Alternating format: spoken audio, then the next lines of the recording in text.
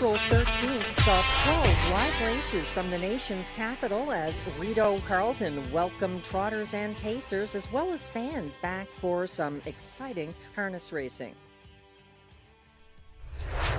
Now moving up in the fifth, Stormont Friendly. They approach three quarters. D.A. Alexander maintaining his length and a half advantage. 1:28.4 the clocking, and sitting second, that is D.A. Alexander actually, because Wildfire Blue Chip made his way to the front, landing there when I was working my way through the field. So Wildfire Blue Chip and Phil Reed commanding things coming down the stretch, and D.A. Alexander has dropped back, coming on widest of all. Stormont Friendly to her inside, How Mac Glider, but pushing on for the victory. Wildfire Blue Chip ahead of Stormont Friendly and How Mac Glider, very tight for place, 1:59.4.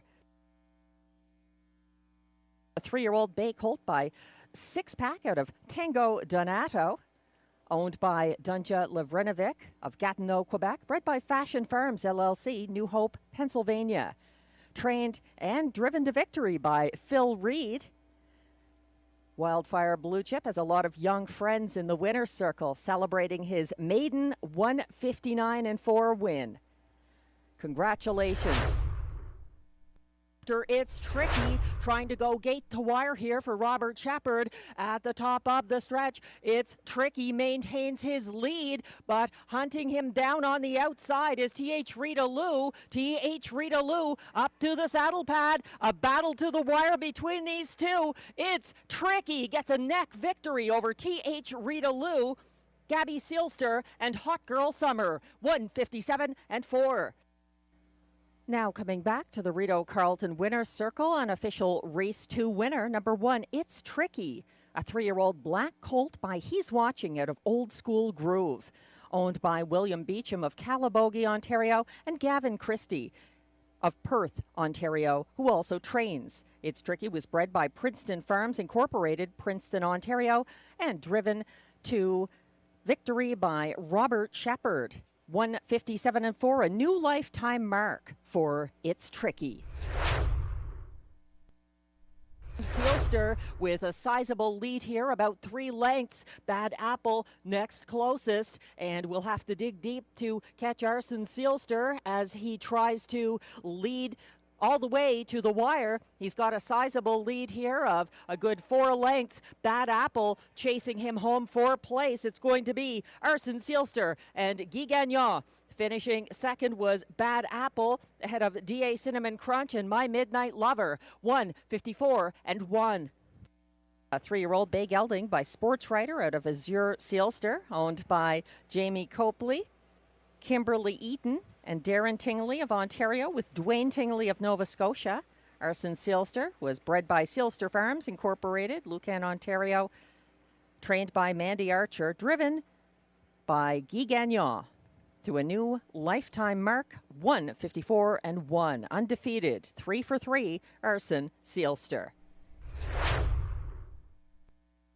Dr. Mickey facing off against Speedy Blinders, and they're setting up for the stretch drive with Big Pete Style shadowing on the outside as well. Speedy Blinders put to the test. Dr. Mickey moving ahead on the inside. What's in the Esky looking to outsprint him to the wire, and it's going to be What's in the Esky over Hot Tub Pop and Bubbly, close there between Dr. Mickey and Big.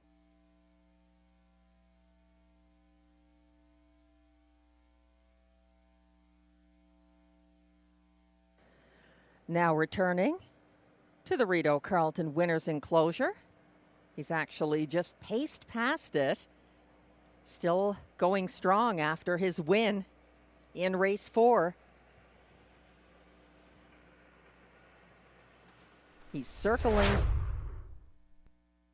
Strong advantage on the lead for Robert Shepard. Tignanello looking every bit a best bet on the front end by 8 widening lengths. Battle on for place. Day Delight trying to hang on, and he does, ahead of a tight battle for show between Arizona Jackson and Shotgun Jerry. 1:52.1.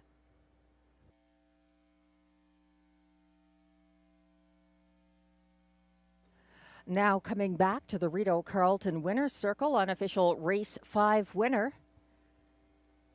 Taking a bow, number 6, Tignanello. A 5-year-old bay gelding by All Bets Off out of Purdy Beach. Owned by Les Écuries Saint-Thomas Incorporated of Saint-Charles-Borromée, Quebec. Bred by Hudson Standardbred Stable Incorporated, also of Hudson, Quebec. Ripped and Ready went by 3/4 in 1:27 flat and leads the way now ahead of Raising Rusty down the stretch. That's Ripped and Ready, ripping open a good 3 to 4 lengths on the front end to power home ahead of next closest Raising Rusty. Coming on for show is CS Gold Policy and Stomper Tom for 4th, 1:56 and 3.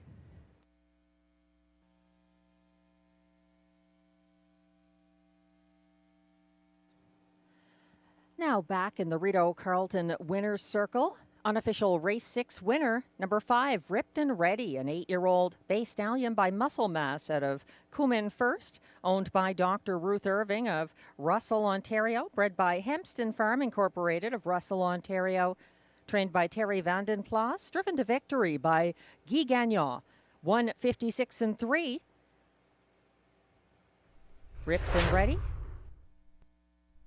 By 3/4, 1:26 flat, and looking to see this through on the front end. It's Smiling Billy the Kid and Pascal Berube powering up very wide. Here comes a big move from Major Hill. It's between these two, and Smiling Billy the Kid gets there ahead of Major Hill. Tight for show there. Could have been Love My Rockin' Bird or McWicked Time, 1:54 and 1.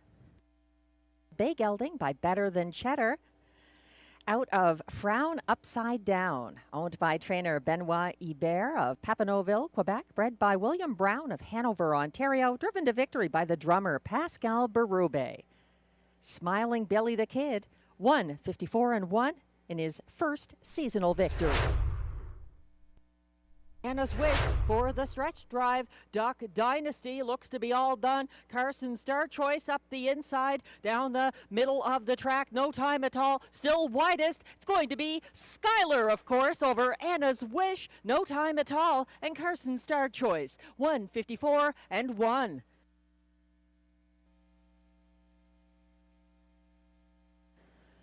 Now coming back to the Rideau Carleton Winner's Circle for the first time this season. Certainly not the first time ever. It's unofficial Race 8 winner, number 5, Skylar, a 9-year-old bay gelding by Rock and Image out of Courtster, owned by Limco Incorporated, Shadowgate, Quebec. Bred by Sutton's Bay Racing of Grand Rapids, Michigan. Trained by Vic Putty, driven to victory by William Waugh in 1:54 and 1.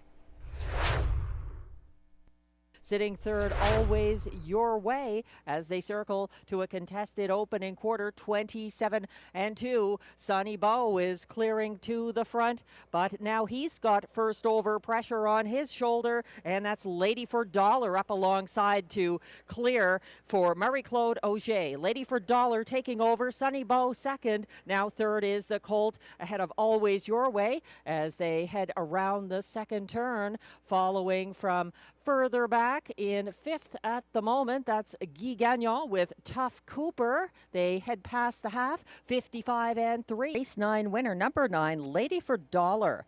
A 9-year-old bay gelding by for a few dollars more out of Ladywood Ideal.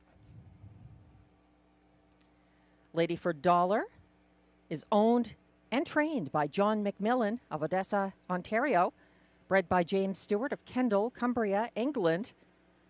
Driven to a third straight victory by Marie-Claude Auger. Some speed, happy in the pocket ahead of Woodmere Gaelic. Then in fourth on the inside, 88 Fingers Louis, confronted by a first over Sea Laird, moving up into fifth on the outside. And he is towing Curious Cortez into it, second over from second last, recovering after that difficult start, caught in near the back of the field now. Make It Come True, lacking racing room and getting the shuffle behind him, only LaBarbe. Fifth unofficial top 4 order of finish. Please hold all tickets.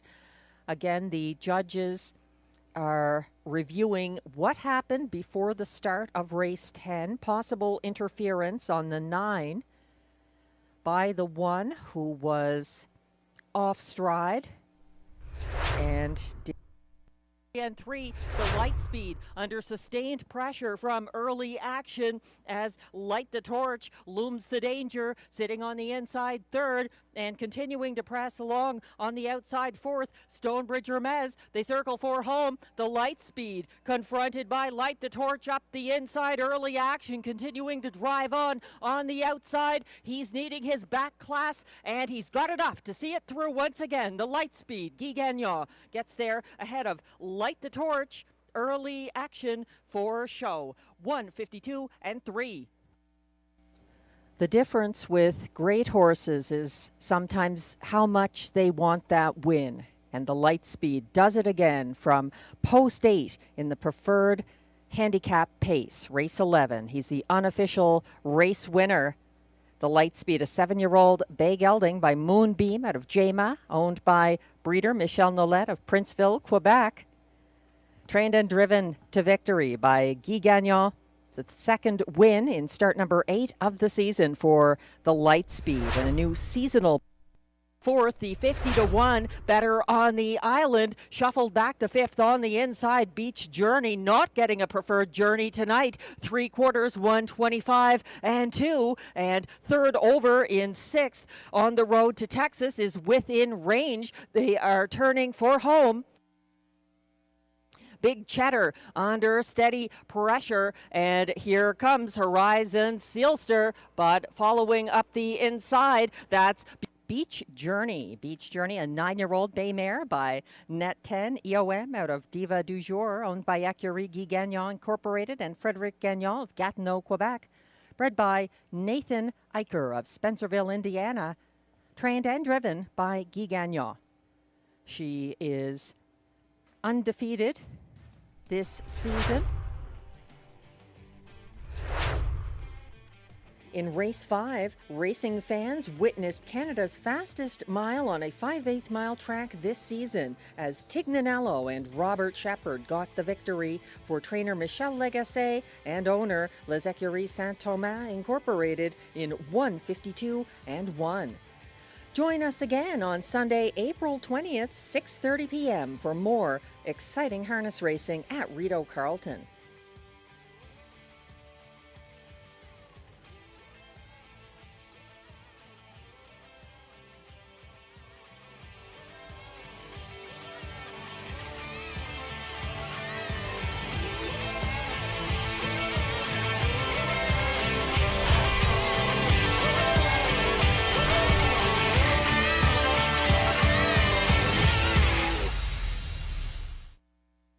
Live racing returns to the nation's capital in March 2025. Let's take a look at Rideau Carleton Raceway's top 10 moments of 2024. Number 10. On Sunday, March 31st of 2024, Rideau Carleton bettors sent $666,360 through the windows, the second highest handle in the track's 62-year history. Thank you for the wagering support. Moment number 9 of the 2024 meet at Rideau Carleton was the Coville Cup, a driving tournament for reinsmen with fewer than 100 lifetime wins, which has been offered since 2007 and is named for Darrell Coville, the top driver in Rideau Carleton history. Jeff Taylor took last year's edition, winning with a total of 87 points and winning with pacer He's Got a Vendetta in the September 1st tournament. In moment number 8 of the 2024 meet, Bitcoin Hanover made industry headlines on June 9th as the first 2-year-old winner of the year in North America, impressively defeating 3-year-old pacers despite having post-8 for trainer-driver Robbie Robinson. Moment number 7 of the meet was Carson Star Choice's remarkable win streak between May 26th and his lifetime best victory, 1:52 and 1, on July 7th at Rideau Carleton.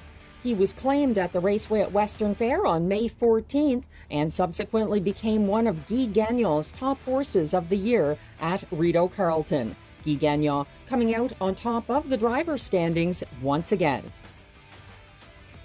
Moment number 6 of the 2024 meet went to remarkable pacing mare Speaker Nancy, who became Canada's fastest of her kind on a 5/8 mile track on July 4th, winning in 1:51 and 4 for driver Ryan Guy and top trainer of the 2024 meet, Mandy Archer.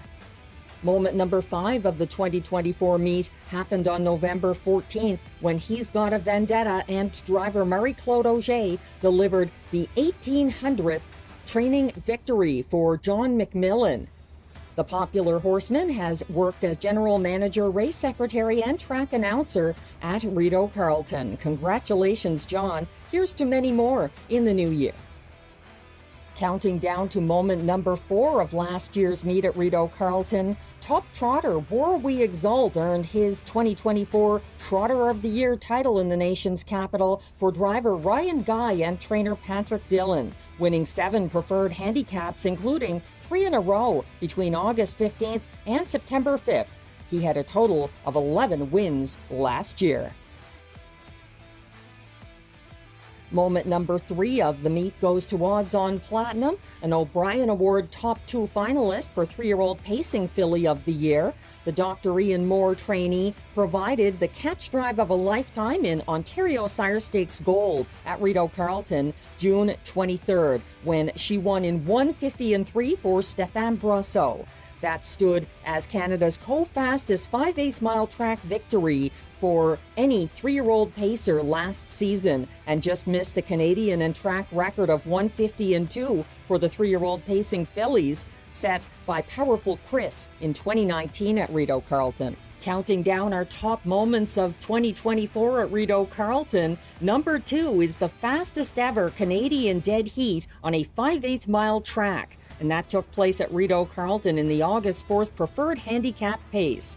Fittingly between Jet Rock in line to Robert Shepard and Rideau Carleton's 4-time Horse of the Year, the Lightspeed, in line to trainer-driver Guy Gagnon. They hit the wire together in 1:51 and 1 to make history.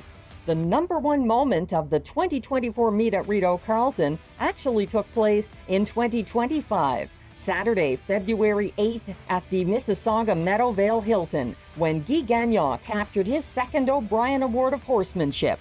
He had also won the prestigious title in 2018 and repeated after an excellent season in the nation's capital. Congratulations. Thanks again to all the bettors, fans, and horse people who made the 2024 meet one to remember at Rideau Carleton Raceway. We hope you'll join us again when live racing resumes in March.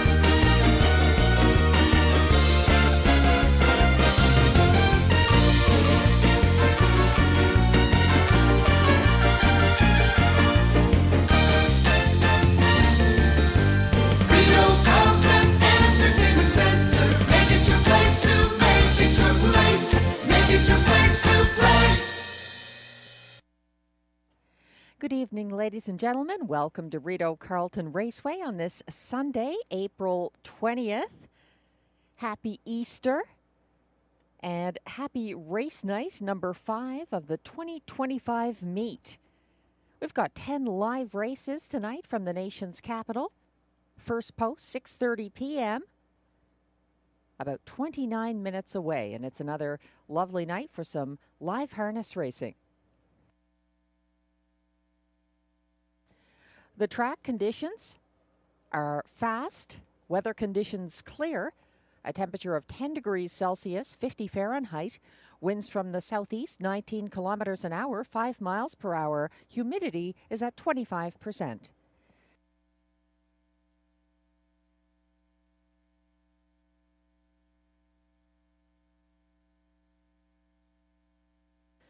We're taking a look at changes for tonight's card, and there are no changes in races 1 through 6. There is a driver change in race 7 on number 4, and Ryan Guy will be driving full horse instead of Stéphane Brosseau. That's Ryan Guy driving the 4 full horse in race 7, the preferred handicap pace feature.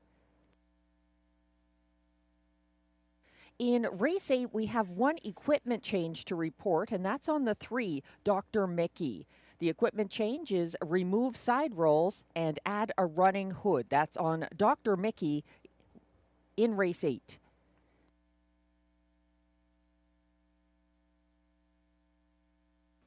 And there are no changes in races 9 or 10.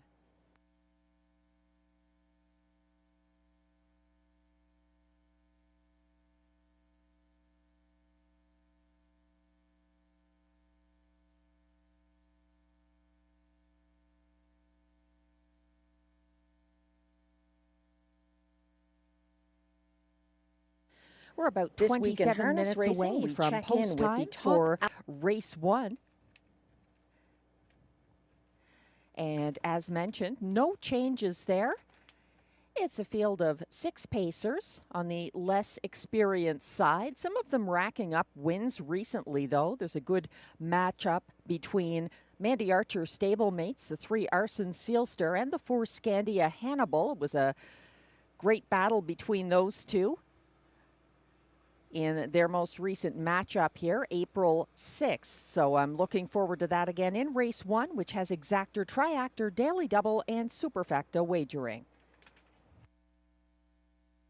Just a note that I was unable to provide you with the handle at the end of our Sunday, April 13th card of 12 live races, and I'm happy to report it now. Bettors sent $491,376 through the windows on the April 13th card. So we thank you for the wagering support, and we appreciate you joining us this Easter Sunday evening. Coming up, we have This Week in Harness Racing with a featured highlight from around the racing world, and also worth remembering. Thank you, Aiden, for submitting another highlight from Rideau Carleton racing history.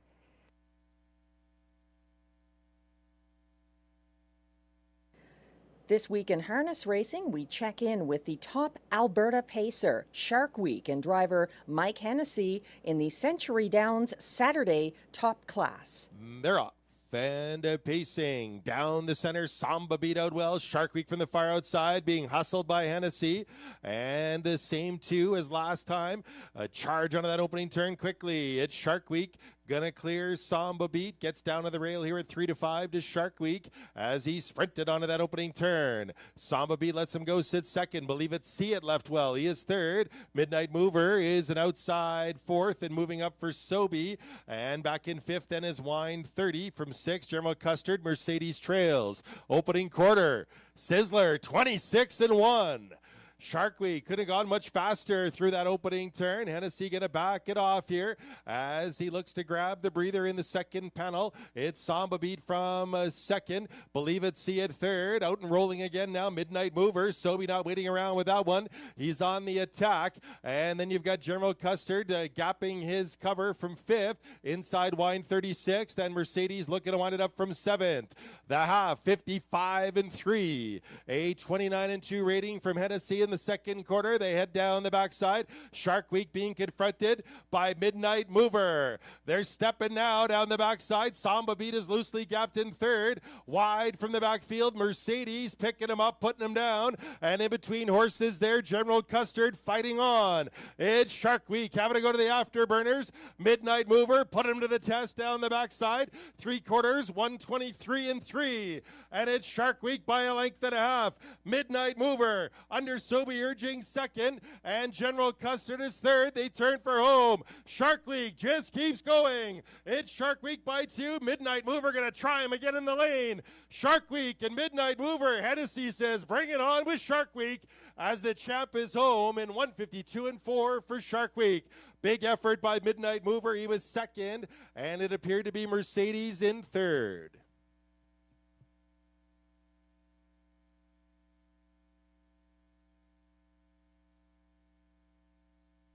That was career win number 54 in the 90th lifetime start of Shark Week, a former $6,000 Alberta-bred yearling who has now earned $457,000 in his home province and has not traveled. Congratulations to driver Mike Hennessy and Shark Week on yesterday's victory. They are 5 for 6 this season at Century Mile and Downs at the preferred handicap level.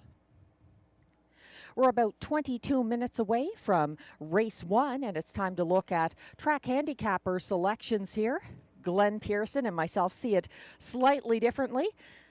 Glenn is going back to the 3 Arson Sealster for Mandy Archer and Guy Gagnon. That one definitely a special 3-year-old pacer, and he's got a win streak going. I am using his stablemate on top here, the 4 Scandia Hannibal for Mandy Archer and driver Robert Shepard. Another special horse for co-owner Jamie Copley, actually full owner Jamie Copley. He's mentioned this horse has the name of a childhood horse that he owned. So Scandia Hannibal, a special animal too, and a nice price, 6-1 at the moment. So if you box the top 2 selections, the 3 and 4, Glenn and I are, one of us is bound to be right here if that comes true.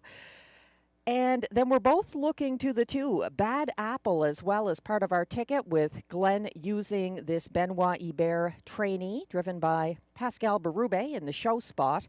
I like him for 4th.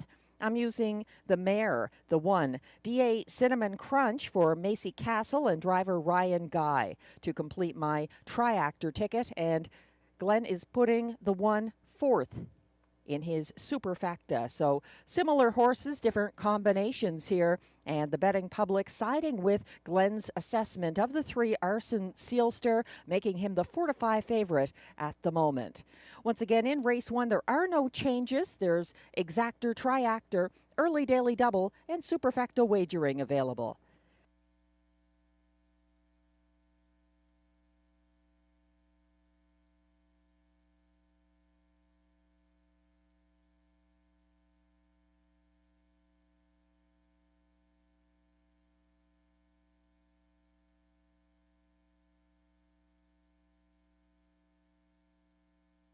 We are about 20 minutes away from post time for race 1. Thanks to everyone joining us in person at the OTB or online tonight. The Rideau Carleton Trackside Simulcast Lounge hosts a Saturday night free-to-play handicapping contest. And speaking with Tammy Forgy, the woman who founded that contest, it seems nobody won last night, so the jackpot continues to build. It's up to $900 now. So if you're in the Ottawa area next Saturday night, Be sure to swing by the Rideau Carleton Trackside Simulcast Lounge. Once again, free to play, and that jackpot just keeps building up to $900 now. You must be on track to play and claim your prize if you win. Also, next Saturday, the last Saturday in April each year, is World Veterinarian Day. And I came across an interesting article called Critical Condition, the Equine Veterinary Shortage in Atlantic Horse and Pony magazine. Data from the U.S. indicates that less than 6% of veterinary graduates will specialize in equine services. Of those, most leave after a few years, with less than 11% staying in equine services past 15 years. The shortage of registered veterinary technicians is even greater, as many choose to work in small animal practices. So this is a bit of an early salute for Saturday, April 26th, World Veterinarian Day, to all the equine vets, particularly those working in the harness racing industry.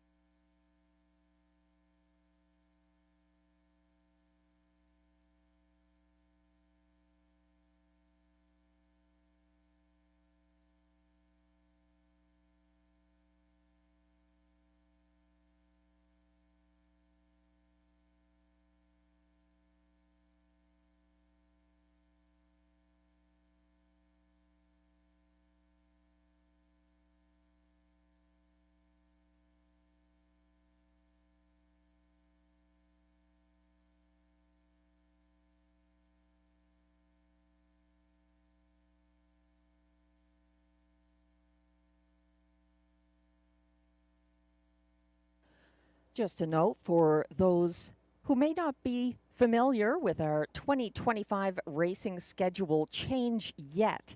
It's about to come into effect this Wednesday. We are introducing Wednesday racing starting April 23rd, 6 p.m. post time. We also have a Toonie hot dog special to mark the first Wednesday card with a 6 p.m. post time, a Toonie hot dog special on track that night as well. So we hope you can join us if you're in the area to welcome the Wednesday night racing, which replaces our former Thursday afternoon post time.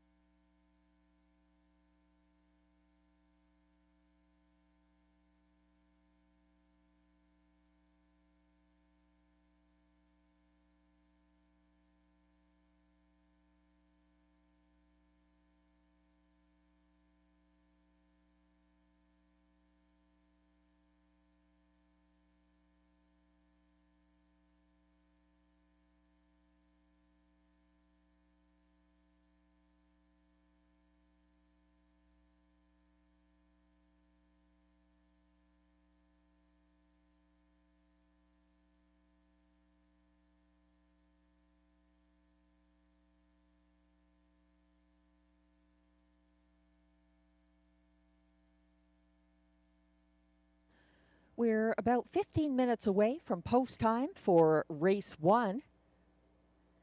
Glenn Pearson's top choice, number 3, Arson Sealster, continues on as 4-5 favorite. It's understandable. Arson Sealster overcame post 8 to settle 4th early last Sunday. He was first over approaching the quarter to claim the lead from Bad Apple and cleared in front of the grandstand. Arson Sealster gradually opened up on the front end along the backstretch and retains top driver Guy Gagnon after that confident lifetime best victory. So Arson Sealster catching a lot of eyes lately at this track. The horse who I think can beat him with a little racing luck is the 4, Scandia Hannibal, who advanced 3 wide early on April 6th with Guy Gagnon driving. He battled DA Cinnamon Crunch for command on the first turn and made front at the 27-4 opening quarter.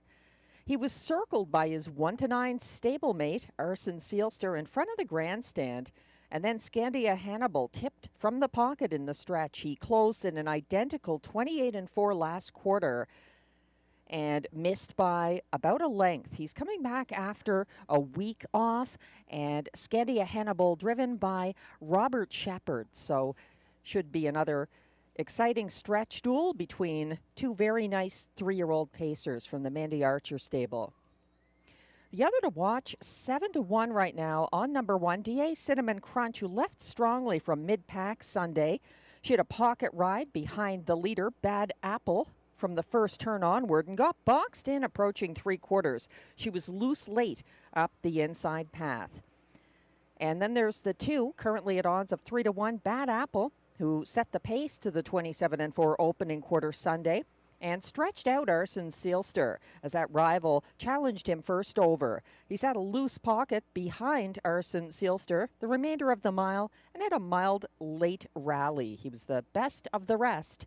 That's Bad Apple, post 2 in upcoming race 1.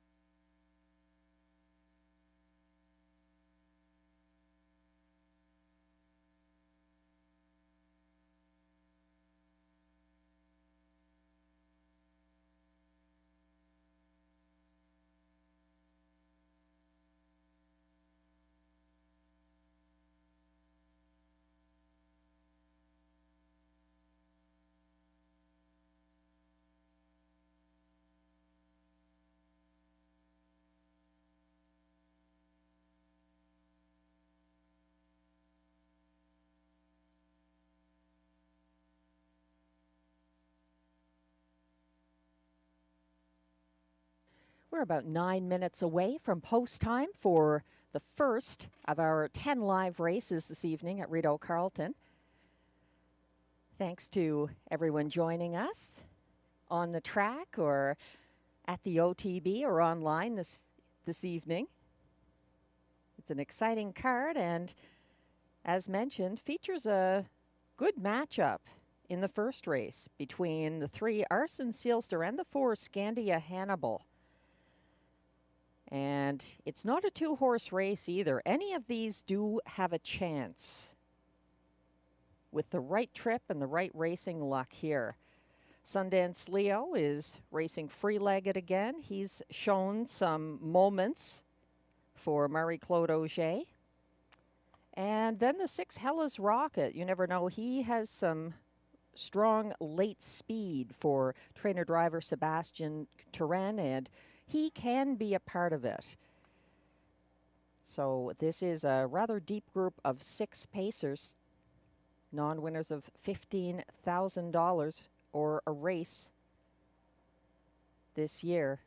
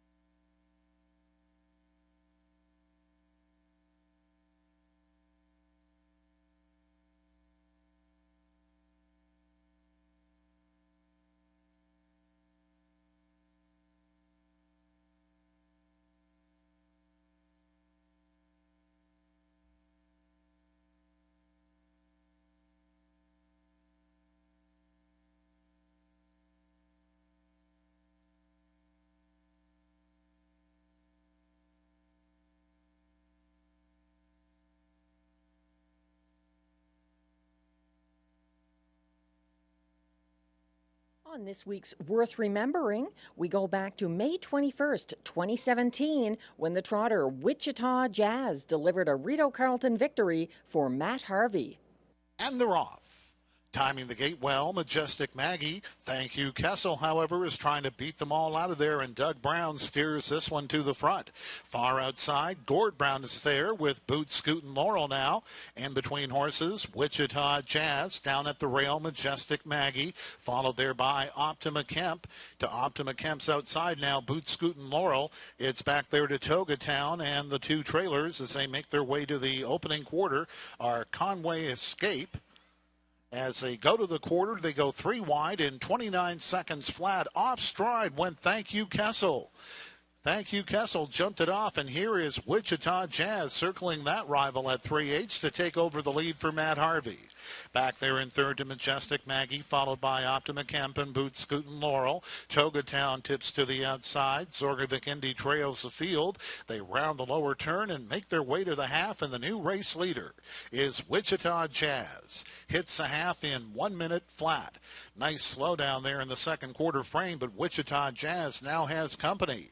Nose to nose with Wichita Jazz is Optima Kemp, and these two battle it out down this Rideau backstretch. They're ahead by about 3 lengths over Majestic Maggie. There's less than 3/8 of a mile to go. Here's a late move now by Togatown and Jacques Baudouin, who's getting up into it now as they approach 3/4.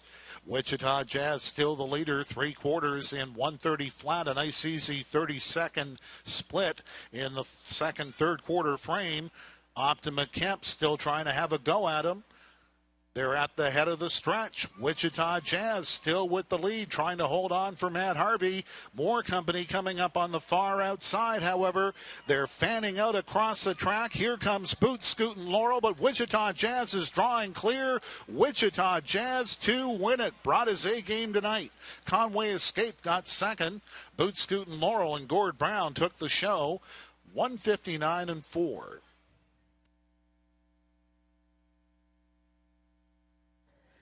Another moment of Rideau Carleton history. Wichita Jazz and trainer-driver Matt Harvey winning as favorites way back in May 2017. And Matt Harvey still training and driving, the odd one here.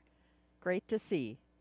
We're only a couple of minutes away from post time for race 1, and the post parade will be on track momentarily for race 1. The favorite remains Arson Seelster, 2-5, his odds dropping.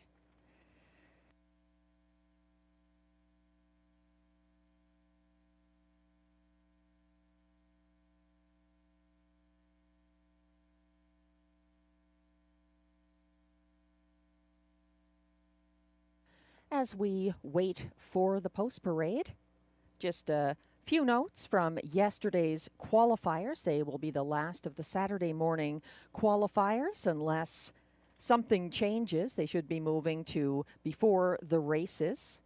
Moving on. The first of the qualifiers was won by Aquinas Hanover for trainer-driver Claude Cadieux over 5 other pacers. The fractions were 28-1, 1 minute and 3/5 to the half, 129-3 at 3/4, 158-4 the winning mile, with a 2.5 length winning margin for Aquinas Hanover over next closest DJ Cowboy. The second qualifier featured 3 trotters. It was won by Donatover for trainer John McMillan and driver Mike Healy over Mendita, who was second for Gavin Christie and driver Robbie Robinson. Donatover's fractions 29-3, 1 minute and 3/5, 130-4, 201-4, winning by 6.5 lengths. We'll take a look at number 3 after the post parade.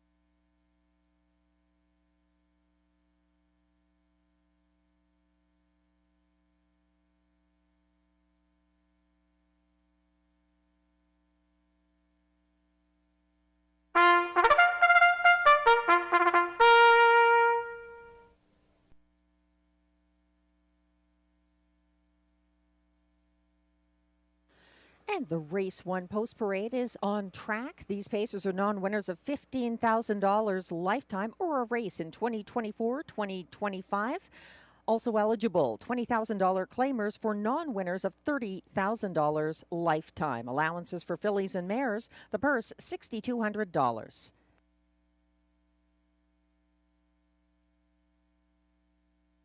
One is D.A. Cinnamon Crunch, owned by Keith Castle, Smiths Falls, Ontario, trained by Macy Castle, driven by Ryan Guy. Two is Bad Apple, owned by Leah Rose Laverne of Papineauville, Quebec, trained by Benoit Hebert, driven by Pascal Berube.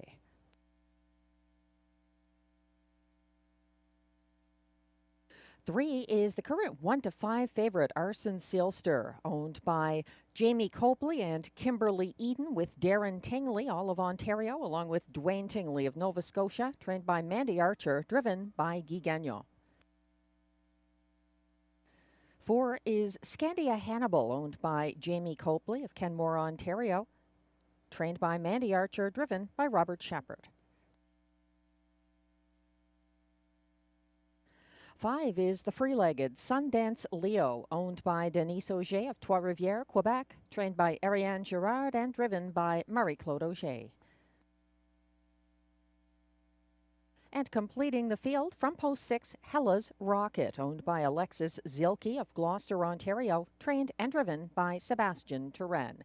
That's your field for race 1. No changes. Exactor, Triactor, Superfecta, and early daily double wagering available.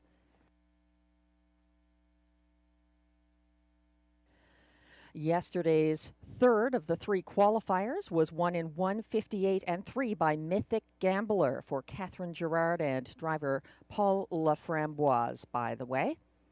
That was 6 pacers in the third of the qualifiers yesterday. The track was good and 1 second variant. Tonight, though, it's fast, and we're zooming in on Arson Sealster, the 3-year-old gelded son of sports writer. 3 for 3 so far this meet at Rideau Carleton, lowering his lifetime mark each time and showing some real versatility. He's proved that he can win for both Robert Shepard and Guy Gagnon. Guy Gagnon back in the bike here, and he has proved that he can handle even the toughest post position. 2 wins from post 8 in going away style. So he's got a better post here, and that's reflected in his 1-5 current odds. That's the 3, Arson Sealster.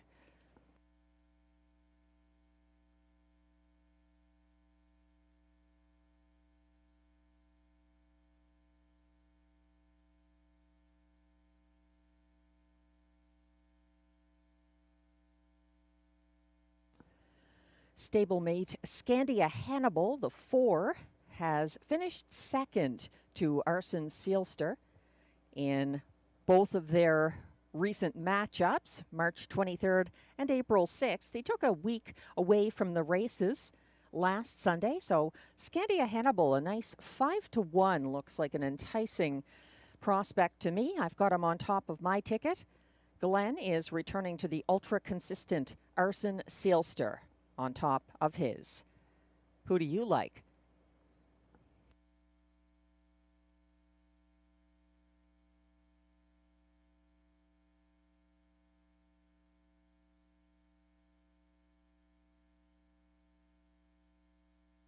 The starter has called the field for race 1. This is your last chance to wager on race 1.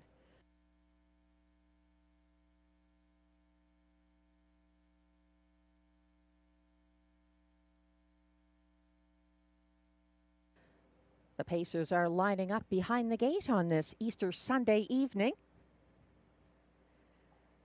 Beginning our 10-race card. 1 is D.A. Cinnamon Crunch, Ryan Guy. 2, Bad Apple, Pascal Berube. 3, Arson Sealster, Guy Gagnon. 4, Scandia Hannibal, Robert Shepard. 5, Sundance Leo, Marie-Claude Auger. And on the outside, 6, Hella's Rocket for Sebastian Turan. They're on the turn. D.A. Cinnamon Crunch, a couple of lengths behind the others.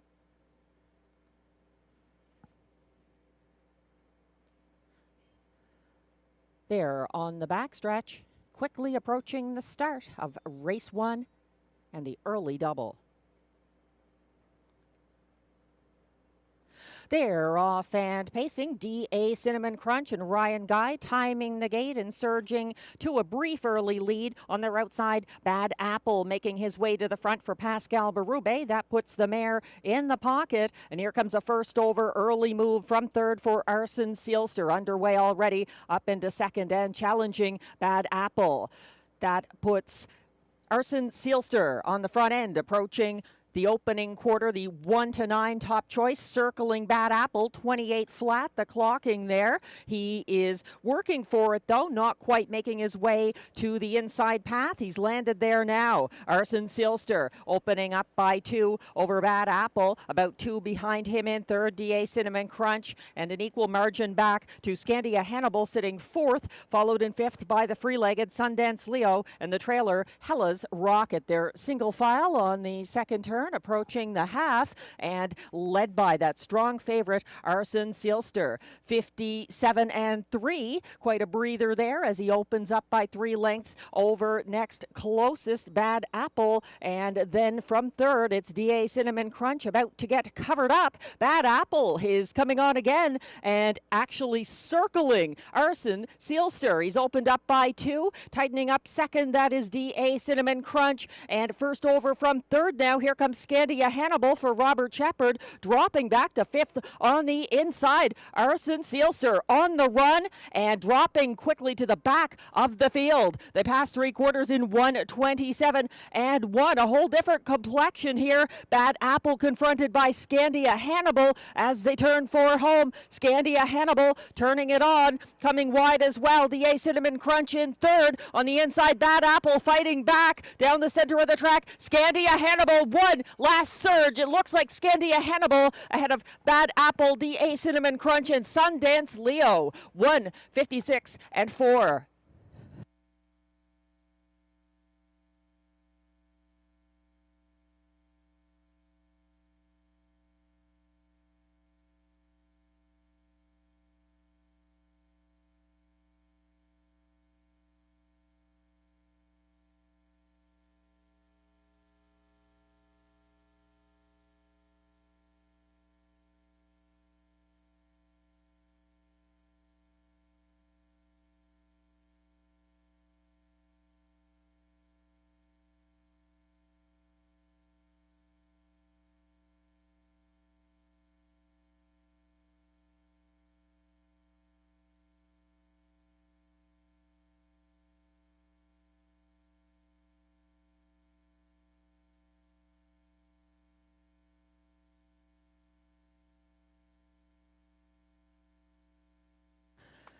Unofficial results are now posted for the top 4 finishers in race 1 at odds of 6-1. Number 4, Scandia Hannibal gets that narrow win for Robert Shepard over a game. Number 2, Bad Apple holding on for place. 1, D.A. Cinnamon Crunch was third. 5, Sundance Leo fourth. 4-2-1-5, the unofficial top 4 order of finish. Please hold all tickets.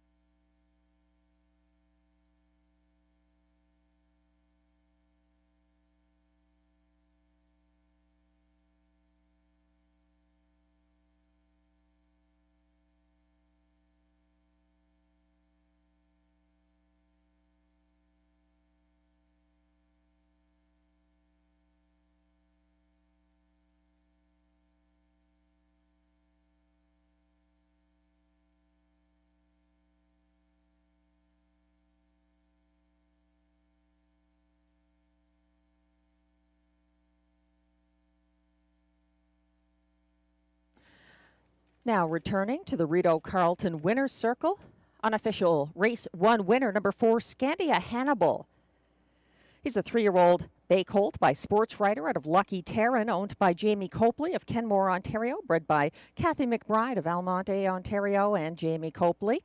Trained by Mandy Archer, driven by Robert Shepard to a 1:56 and 4 lifetime best victory. Scandia Hannibal, congratulations.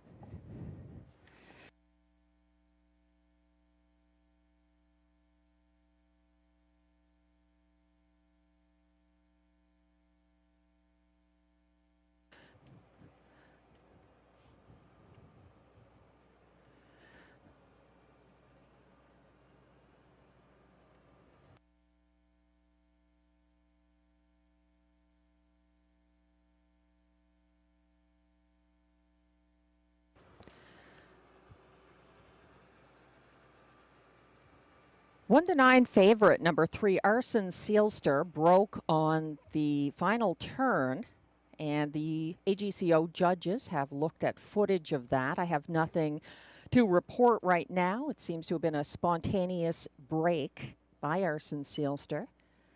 The results for race 1 remain unofficial, but hold all tickets.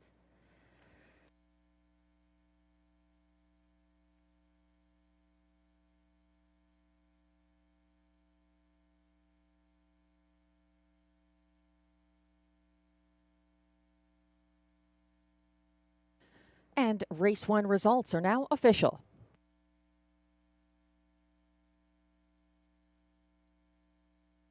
Prices are posted for race 1, where the 4 Scandia Hannibal returns a generous $14.20 to win. The $2 4-2 exactor pays $71.90. The $1 try 4-2-1 combination pays $98.80, and the $1 superfecta 4-2-1-5 pays $442.20.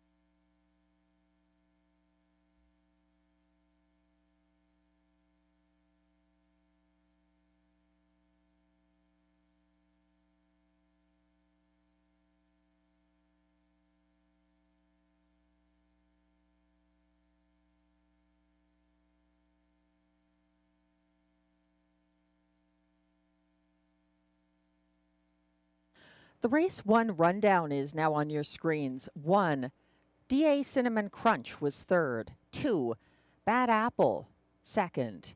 1 to 9 favorite, number 3, Arson Sealster. Finished 5th, was placed 6th for the break on the final turn. 4, Scandia Hannibal, the race winner for Robert Shepard. 5, Sundance Leo, closed for 4th. And 6, Hella's Rocket, finished 6th and is placed 5th. From the top down, your program should read 3-2, 5P6, 1-4, 6P5. The fractions were 28 flat to the opening quarter, 57-3 at the half, 127-1 at 3/4, 156-4 the winning mile, and a new mark for Scandia Hannibal.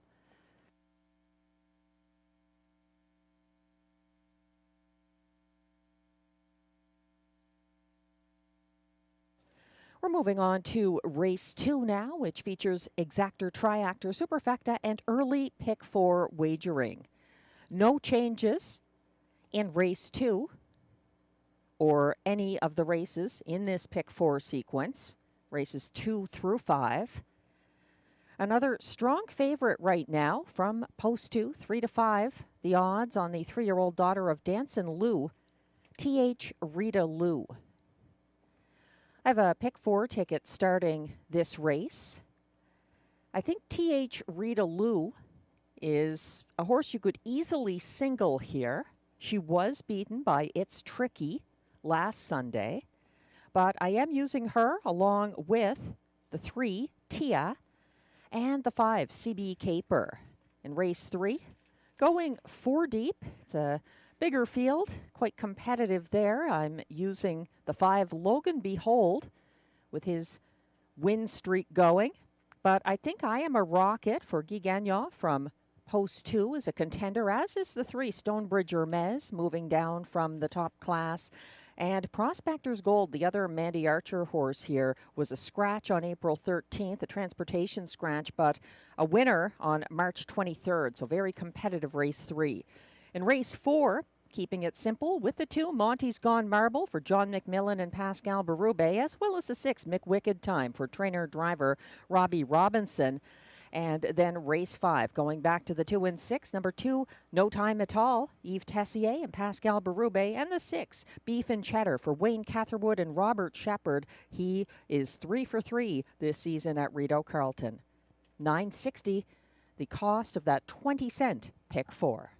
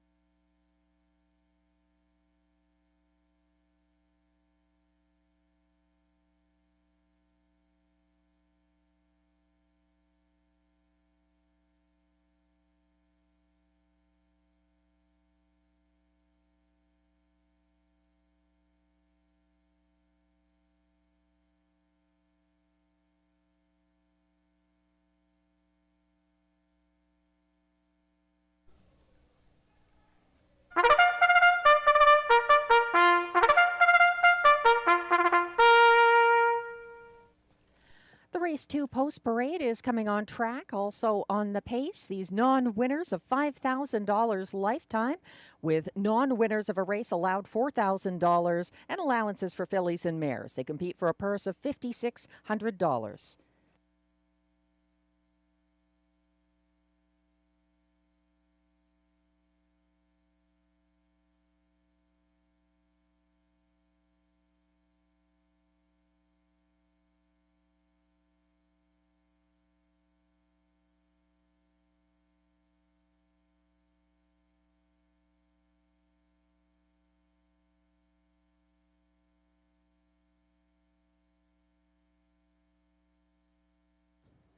Leading the post parade, number 1, Better's Zone, owned by a numbered Canadian corporation with Bill Mains and Mike Horwood of Ontario, along with Limco Incorporated, Quebec.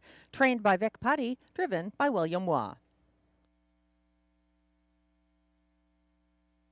2 is the current 1-2 favorite, T.H. Rita Lou, owned by trainer Mandy Archer of Kenmore, Ontario, with Kimberly Eaton of Brockville, Ontario, and driven by Guy Gagnon. 3 is Tia, owned by Alexis Zilke of Gloucester, Ontario, trained and driven by Sebastian Turenne. 4 is Twice the Delight, owned by Glen Bee Farms of Glen Burnie, Ontario, trained by Cara Stacey, driven by Clark Stacey. And completing this field from post 5, CB Caper, owned by Lloyd Howley of Cars, Ontario, trained by Mike Armstrong. Ryan Guy is in the sulky. That's your field of 5 for race 2, which kicks off our early pick 4. There's also exactor, triactor, and superfecta wagering.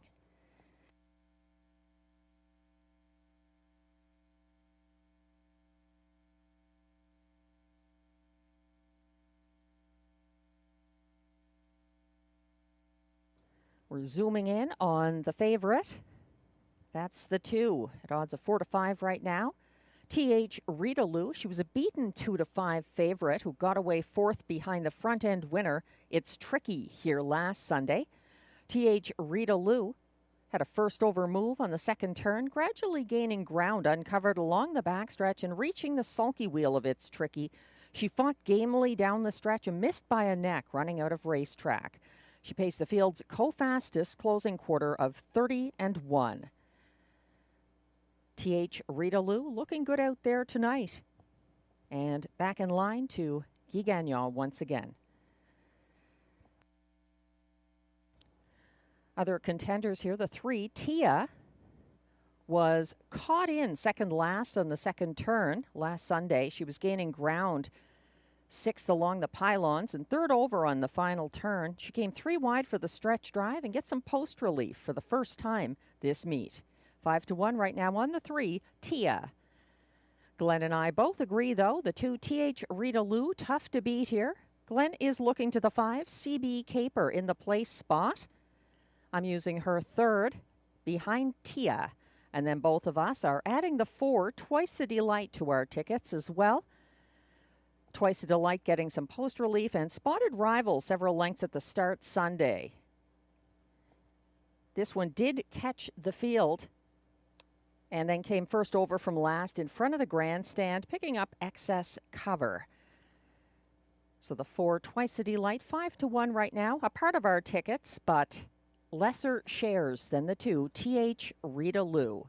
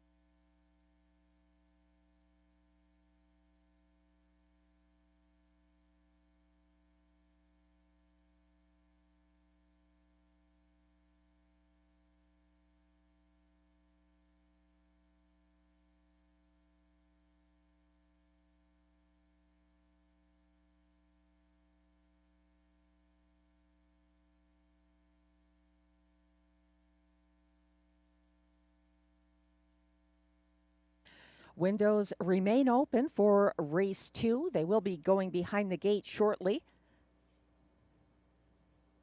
Continued support for number 2, TH Rideau, who went a big mile for returning driver Guy Gagnon on April 13th, going up against the colt It's Tricky.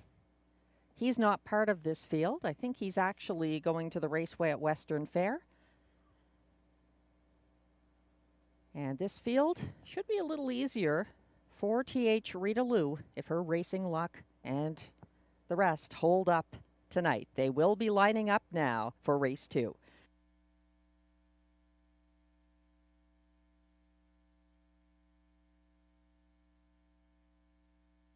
The starter has called the race 2 Pacers. This is your final chance to be part of the early pick 4 that begins here.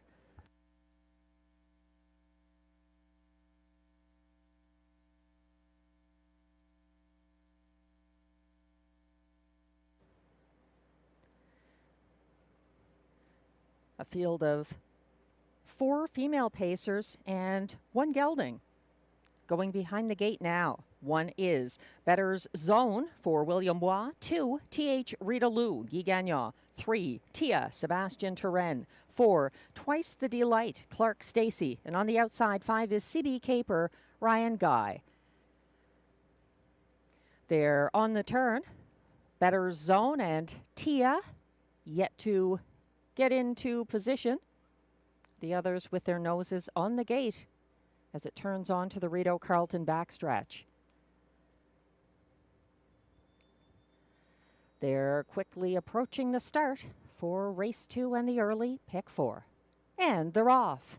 Leaving between horses, Twice the Delight is underway on her outside. CB Caper and Ryan Guy advancing 3 wide to claim the early lead. That puts Twice the Delight second along the pylons, followed by the favorite, T.H. Rideau, who sits third and steps to the outside for Guy Gagnon, making her move. First over early. Following a couple of lengths back in fourth now is Tia, and trailing the field is Better Zone. They went by the opening quarter in 27 and 2 and clearing to the lead. That is T.H. Rideau opening up by 2 over next closest CB Caper. A couple of lengths back to third. That's Twice the Delight. And behind her by about 2 lengths, Tia trailing the field. Better Zone there. Single file and all within range, but a confident leader at this point, leading the way to the half. It's T.H. Rideau, and she is getting there in 56 and 2 with nobody challenging yet. Tighter up though from the pocket, that is CB Caper, and third it's Twice the Delight. Following from fourth, that is Tia, and still trailing this field is Better Zone. Stepping out, Tia and Sebastian Turenne are on the move. First over from fourth as the field approaches 3/4, still led by T.H. Rideau. Never headed to this point. T.H. Rideau, though, getting to 3/4 in 1:26 and 3 is under a first over challenge from Tia up alongside to battle down the lane. Following from third, that's CB Caper, and it's shaping up for another exciting stretch drive. T.H. Rideau is needing the wire, but it may not work out here because CB Caper is moving up the cones dramatically for Ryan Guy. CB Caper prevails over T.H. Rideau. Then it's Tia, followed by Twice the Delight. Better Zone, 1:56 and 2.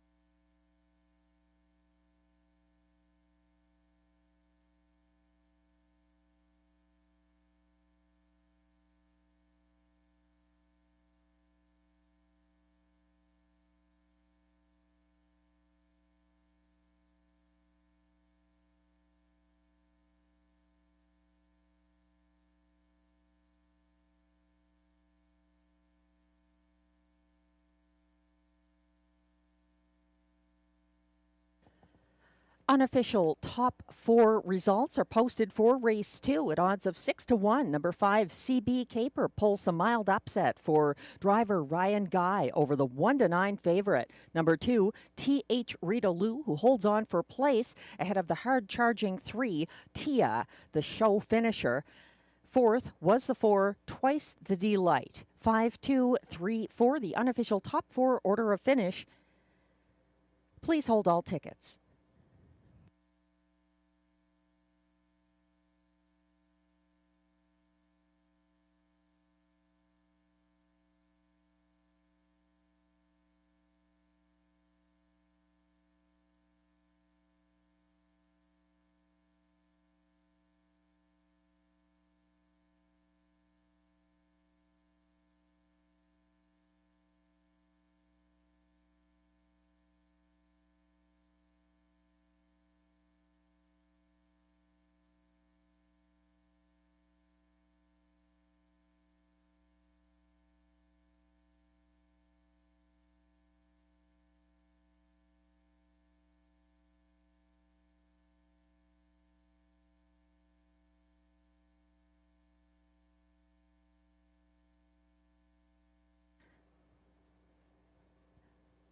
Now coming back to the Rideau Carleton Winner's Circle, unofficial Race 2 winner, number 5, CB Caper. She's a 4-year-old bay mare by Sports Rider out of Makarubi, owned by Lloyd Howley of Cars Ontario, bred by Lloyd Howley, trained by Mike Armstrong, driven to victory by Ryan Guy, 156-2, is a lifetime best for CB Caper. I believe that's a maiden victory for CB Caper. Congratulations.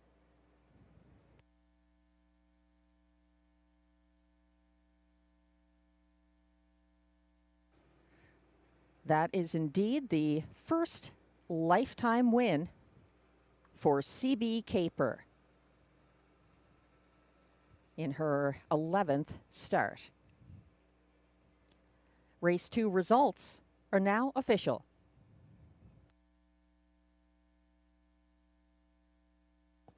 Prices are posted for race 2. 5 CB Caper pays $14.50 to win. The $2 daily double 4-5 combination pays $114.60.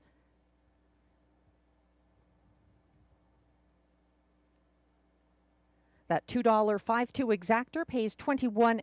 It's $26 for the $1 try, 5-2-3 combination, and $48 even for the 5-2-3-4 $1 Superfecta ticket.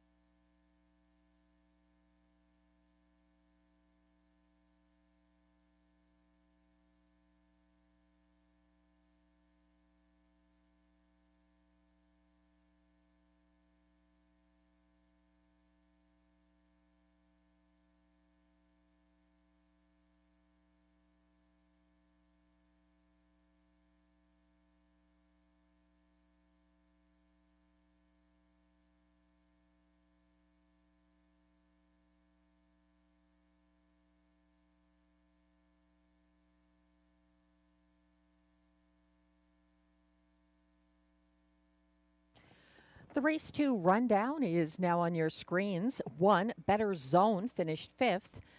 1-9 favorite, number 2, T.H. Rita Lou was 2nd.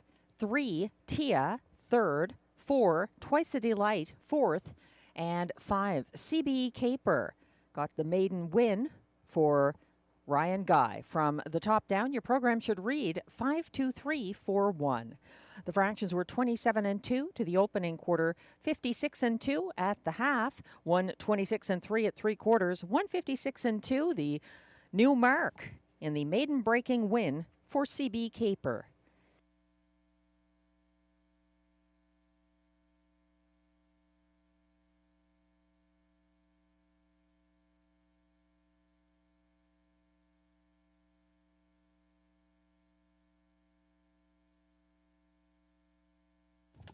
Race 3 is coming up next.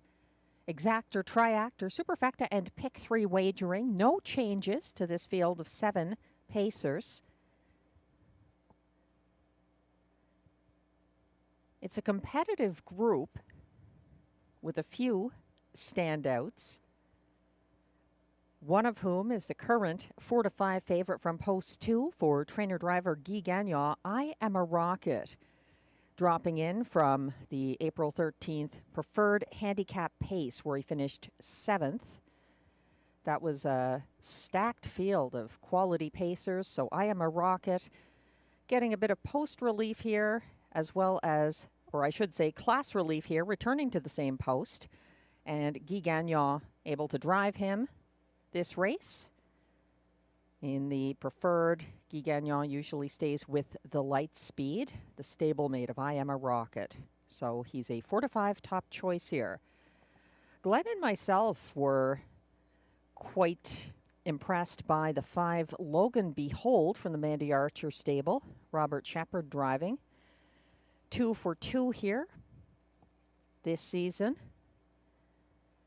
He's facing tougher, but he may not have been fully tested yet at this track. He's 9-5 right now from Post 5, Logan Behold.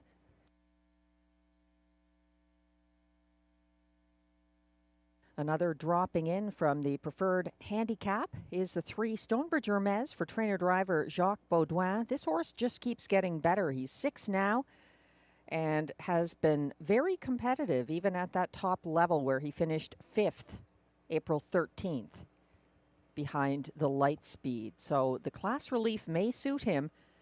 5-1 right now on the 3 Stonebridge Hermes. The Pacers are on track now for the Race 3 Post Parade.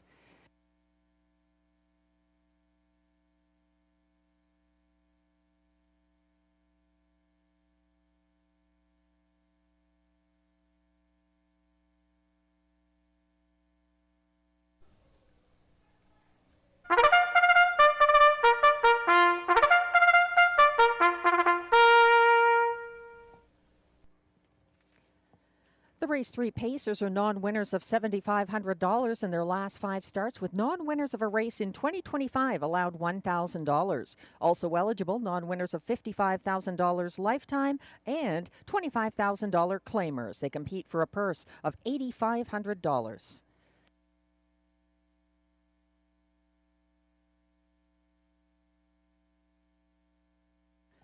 No changes in Race 3 or any of the 3 races coming up, a Pick 3 sequence.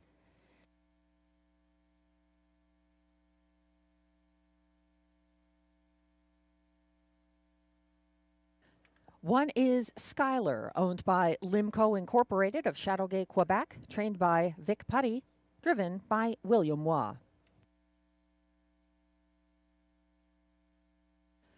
2 is the current even money favorite, I Am a Rocket, owned by Louise Ricard of Gatineau, Quebec, trained and driven by Guy Gagnon. 3 is Stonebridge Hermes, owned, trained, and driven by Jacques Baudouin of Manotick, Ontario.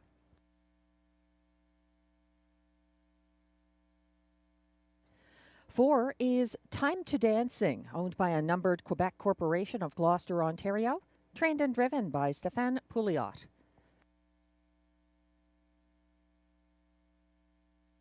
5 is Logan Behold, owned by Kimberly Eden of Brockville and Jamie Copley of Kenmore, Ontario, trained by Mandy Archer, driven by Robert Shepard.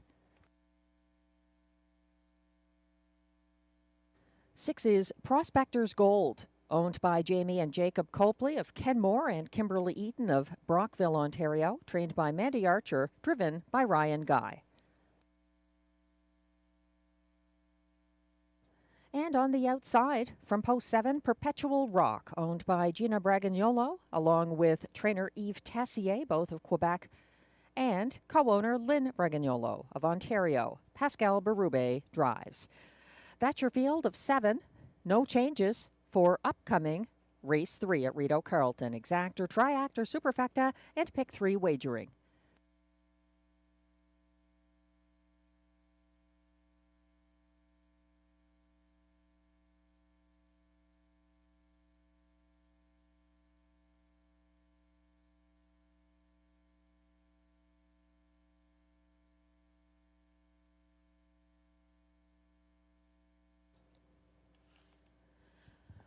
We're zooming in on the current even money favorite, I Am a Rocket.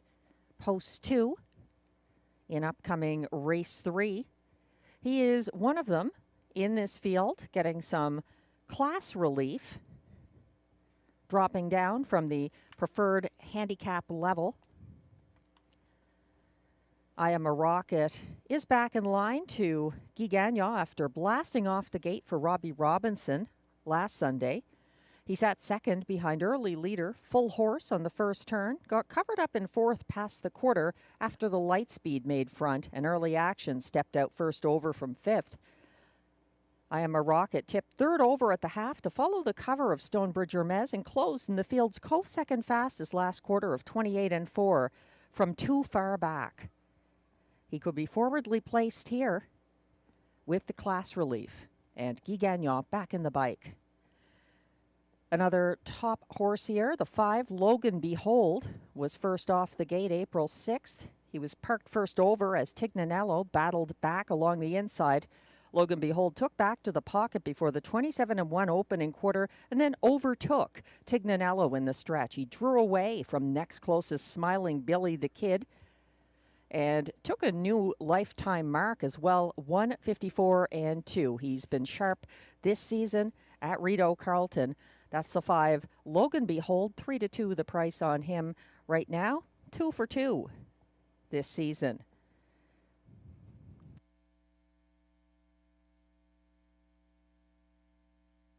Just a correction to the winning time in race 2 for CB Caper. Teletimer malfunction, 1:59.3, the correct time for race 2.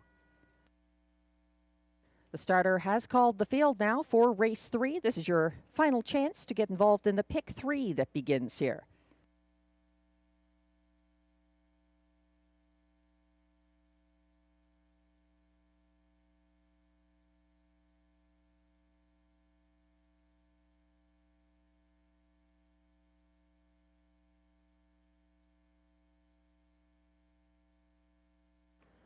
Lots of people watching online, but also from the picnic table. Some great trackside views for race 3.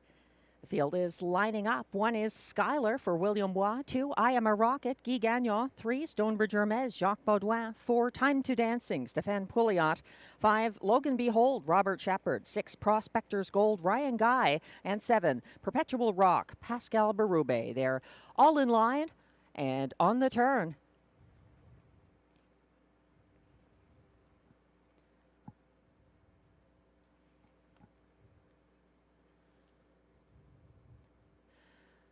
The field is turning onto the backstretch. Perfectly positioned for the start of race 3. And they're off and pacing. I Am a Rocket, living up to his name and blasting to an early lead by a neck as Skylar stretches him out from pole position and now backs down to sit the pocket. It's about 3 lengths back to third. Stonebridge Hermes is following the leaders, and then Logan Behold is fourth behind him. A gap of 3 lengths back to fifth place. Time to Dancing as they circle to the opening quarter, led by I Am a Rocket, getting there in a rocket fast 27 flat as he leads by about 3 lengths coming in front of the grandstand the first time. Skylar sits the pocket and tightens up now, and gapping slightly in third is Stonebridge Hermes, just ahead of Logan Behold. Following him, Time to Dancing. Starting up first over from second last is Prospector's Gold, and looking to follow that cover from last on the turn, Perpetual Rock. They went by the half in 55-3, and opening up now by a good 5 lengths on the backstretch. I Am a Rocket is keeping ahead of next closest Skylar, who follows him from second. From third, that is Stonebridge Hermes, and making a move now, advancing first over from fourth for Robert Shepard. Logan Beholder gets his marching orders as they head to 3/4, reached in 1:23 flat. That is still I Am a Rocket with a commanding lead. Coming after him, though, up into second outside of Schuyler now. Logan Behold and Robert Shepard trying to hunt him down in the stretch. I Am a Rocket still out there by 3. Coming fast, Logan Behold. It may not be enough time or space to catch I Am a Rocket. I Am a Rocket prevails by about a half length over Logan Behold. Schuyler was third, 1:52 flat.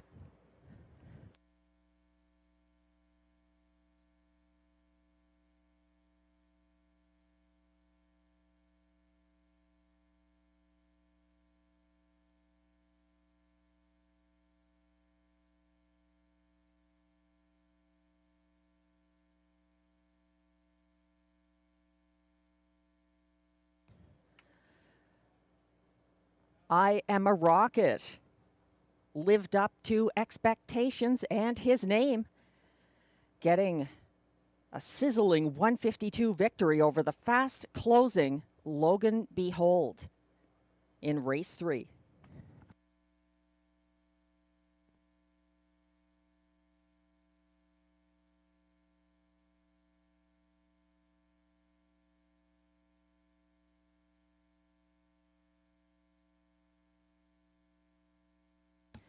The unofficial top 4 finishers are now posted for race 3.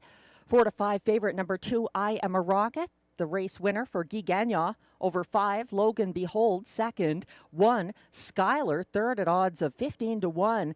And closing for fourth at odds of 23 to 1, number 7, Perpetual Rock.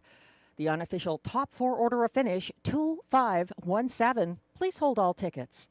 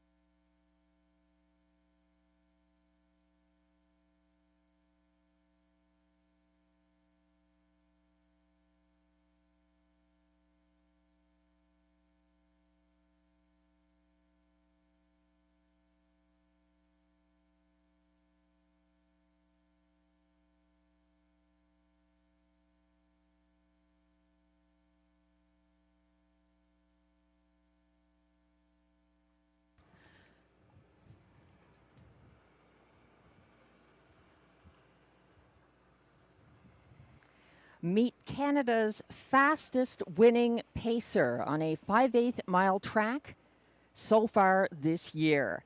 Congratulations, unofficial race 3 winner, number 2, I Am a Rocket. A 9-year-old bay gelding by Custard the Dragon out of Mox Rocket, owned by Louise Ricard of Gatineau, Quebec, bred by Albert Russell Branham and Archie Melnick of Sherwood Park, Alberta, trained and driven to victory by Guy Gagnon. That's win number 2 this season. And the fastest winning mile on a 5/8 mile track in Canada this year, 1:52 flat. Well done. I Am a Rocket. Congratulations. Race 3 results are official.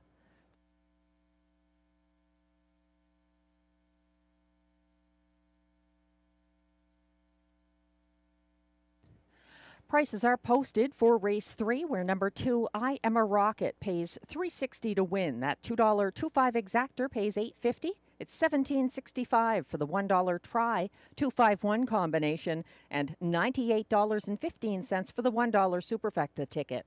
2517.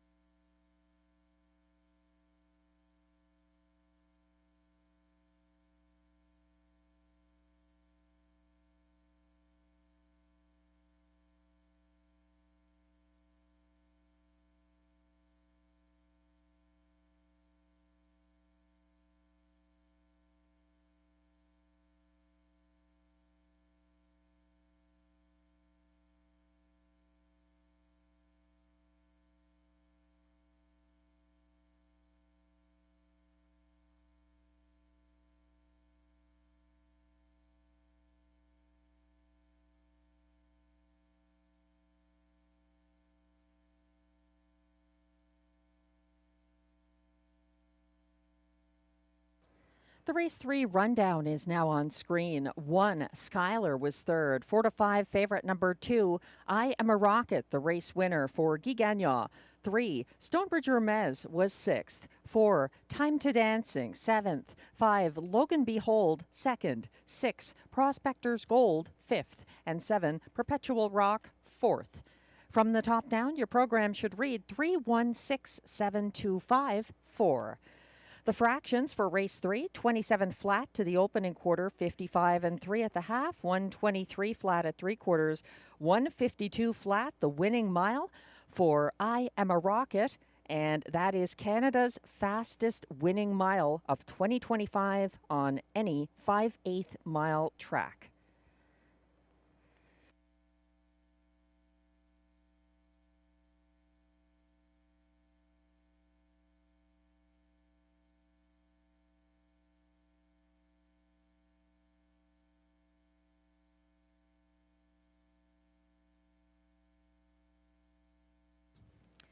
Race 4 is coming up next, and it's a field of 6 pacers kicking off the middle pick 4. Glenn and I see it a little differently. I think Monty's Gone Marble has a great shot from post 2 with Pascal Berube in the bike for trainer John McMillan. Glenn is using Monty's Gone Marble in the place spot behind the 3 Shotgun Jerry for trainer driver Stéphane Pouliot. I think the 6 has a great chance here as well. At odds of 10 to 1 right now, McWicked Time getting some class relief from where he's raced in the past. He's 0 for 3 this season, but a strong closer in line to trainer Robbie Robinson. Glenn using McWicked Time 4th in his ticket. In the show spot, it's Flash Cube for trainer driver Guy Gagnon, who Glenn likes. This is a very competitive race.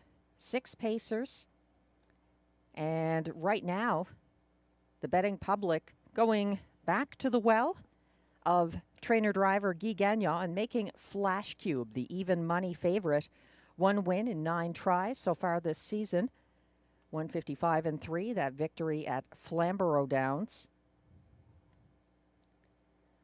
He's another who has raced at the Rideau preferred level in recent history, as in last season, not so far this year.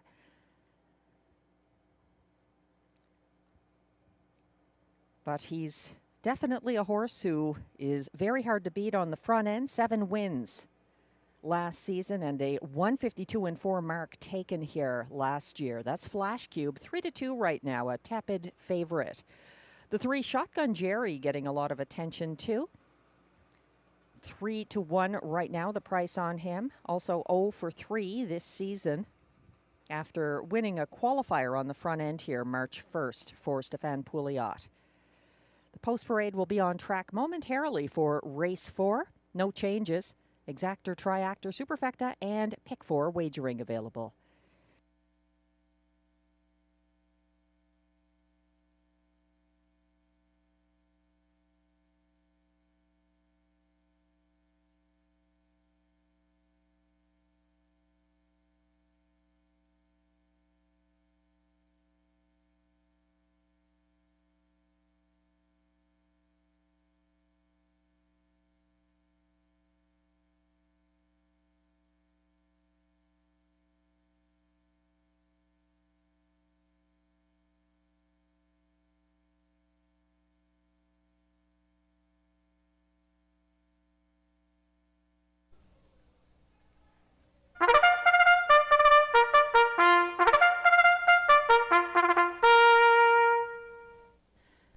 The post parade is on track for race 4. These pacers are non-winners of $2,000 in their last 5 starts, with non-winners of a race this year allowed $500. The purse, $6,000.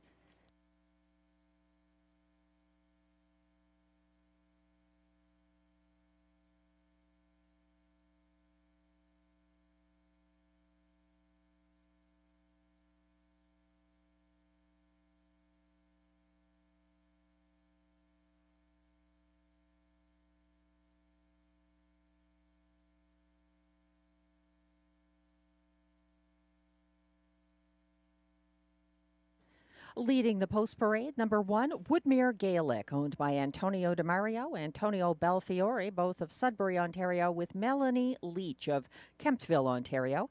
Steve Bellil trains. Marie-Claude Auger is in the sulky.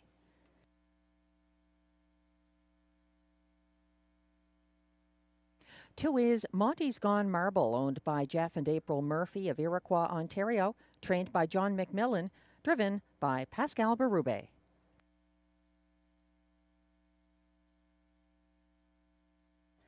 3 is the current 8-5 co-favorite, Shotgun Jerry, owned by a numbered Quebec corporation of Gloucester, Ontario, trained and driven by Stéphane Pouliot.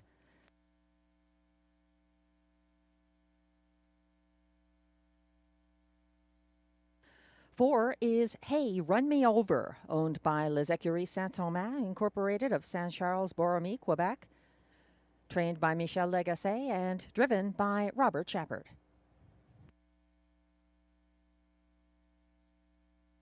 5 is the 8-5 co-favorite, Flash Cube, owned by Yvon Mondu, Morin Heights, Quebec, trained and driven by Guy Gagnon.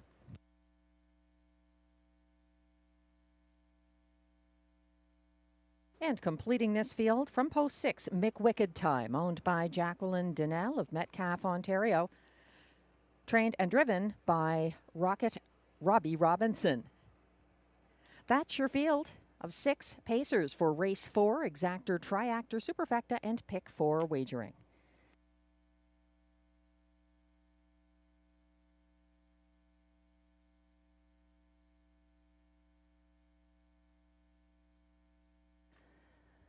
I've been told that Robbie Robinson has big plans after his next win. That might be why his odds are dropping here on the 6 McWicked Time. 3-1 right now. He's my second choice.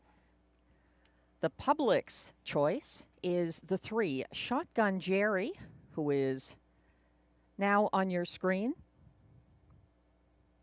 Shotgun Jerry and Stéphane Pouliot settled early last Sunday. He was caught along the pylons behind a tiring Gascoigne Sunday, inside of the parked-out Sobel Amber at 3/4. He was edged out for show, but came home in the field's co-fastest closing quarter of 29 flat. That's Shotgun Jerry, 8-5 at the moment.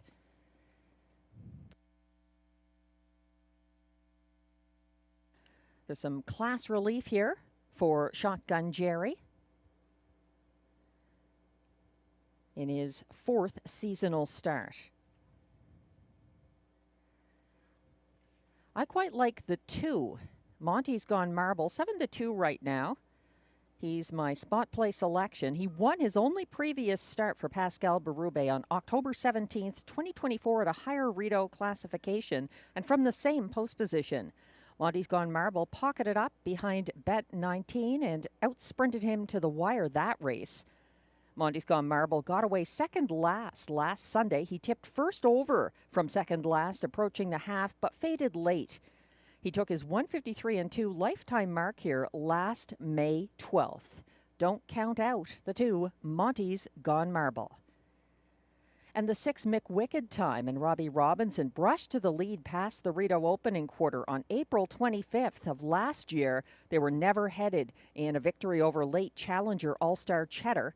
McWicked Time retreated to last off the gate here last Sunday. He trailed to the half when he stepped out to follow the first over Monty's Gone Marble, but encountered excess cover along the backstretch. He closed wide in the field and cards co-fastest. Closing quarter of 27-2, finishing 4th. That's McWicked Time. Post 6 here, 3-1.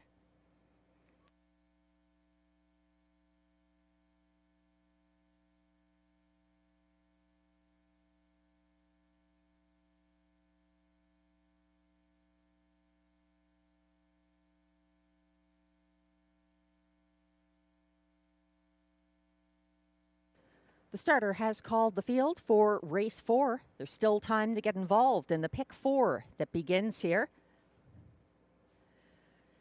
Shotgun Jerry remains the 7-5 favorite from post 3 in this talented field of 6 now going behind the gate. 1 is Woodmere Gaelic, Marie-Claude Auger. 2, Monty's Gone Marble for Pascal Berube. 3, Shotgun Jerry, Stéphane Pouliot. 4, Hey Run Me Over, Robert Shepard. 5, Flash Cube, Guy Gagnon. And 6, McWicked Time, Robbie Robinson.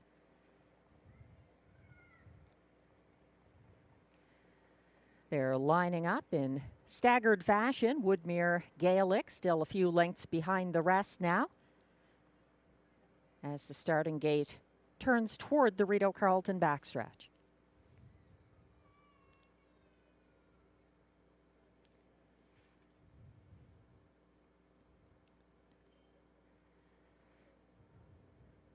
They're quickly approaching the start. Woodmere Gaelic in line with the rest. And they're off and pacing, 4 of them leaving like a team. Flash Cube, widest of all between horses. Shotgun Jerry leaving, as well as Monty's Gone Marble. Thinking better of it, backing down to 4th on the inside is Woodmere Gaelic. Then it's a gap of about 3 lengths to second last, Hey Run Me Over. And trailing the field right now, a couple of lengths behind him, is McWicked Time. They're still 3 wide headed to the opening quarter. And Shotgun Jerry and Stéphane Pouliot get the parking ticket there. 27 flat, a punishing opening quarter as he now clears to the lead, circling Monty's Gone Marble to do so. Monty's Gone Marble sits the pocket behind Shotgun Jerry. In 3rd, that's Flash Cube. 4th is Woodmere Gaelic. 5th, Hey Run Me Over. And McWicked Time looks to come first over from last on the turn, quickly approaching the halfway point. That's Shotgun Jerry in command.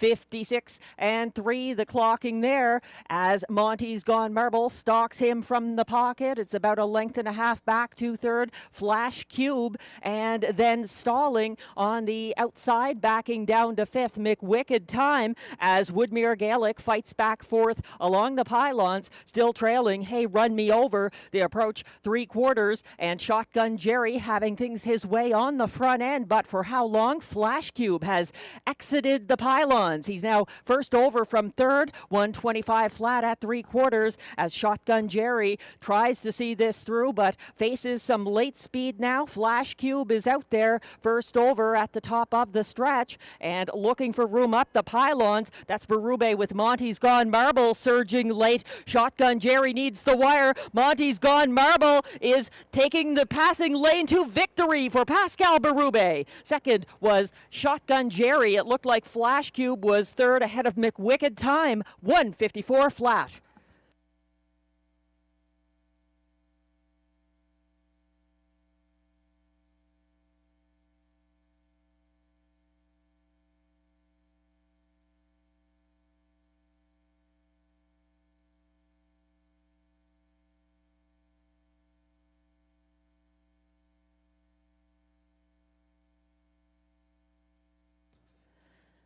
There's a statistic.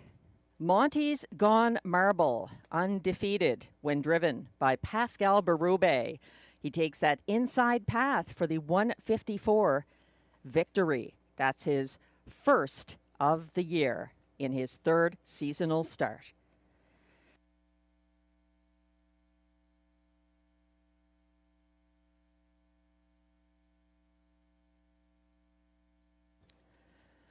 Unofficial top 4 results are now posted for race 4, where number 2, Monty's Gone Marble, delivers at odds of 5-1 for Pascal Berube. Finishing second, 6-5 co-favorite, Shotgun Jerry from post 3. 5, Flash Cube, the 6-5 co-favorite, was third, ahead of 6, McWicked Time, fourth. 2, 3, 5, 6, the unofficial top 4 order of finish. Please hold all tickets.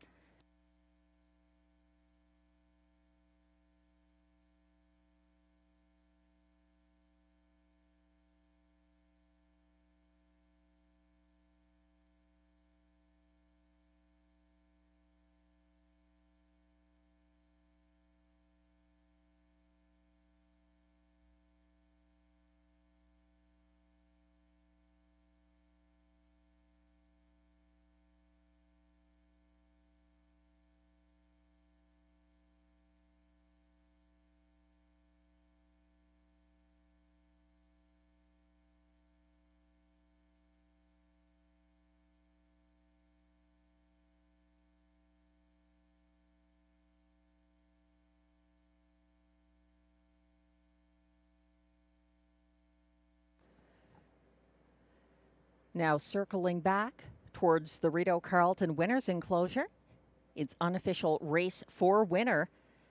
Number 2, Monty's Gone Marble. A 7-year-old bay gelding by Better Than Cheddar out of Rainbow Delight, owned by Jeff and April Murphy of Iroquois, Ontario, and bred by Jeff Murphy. Trainer John McMillan in the house. And leading Monty back to the winner's circle. Pascal Berube, the drummer, with the winning drive. 154 flat for Monty's Gone Marble, his first seasonal victory.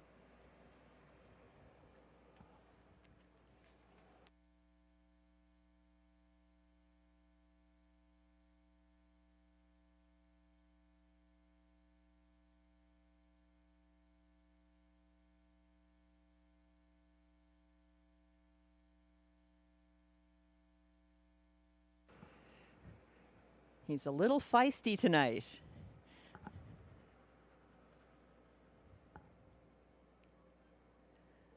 Congratulations, Monty's Gone Marble. Race 4 results are now official.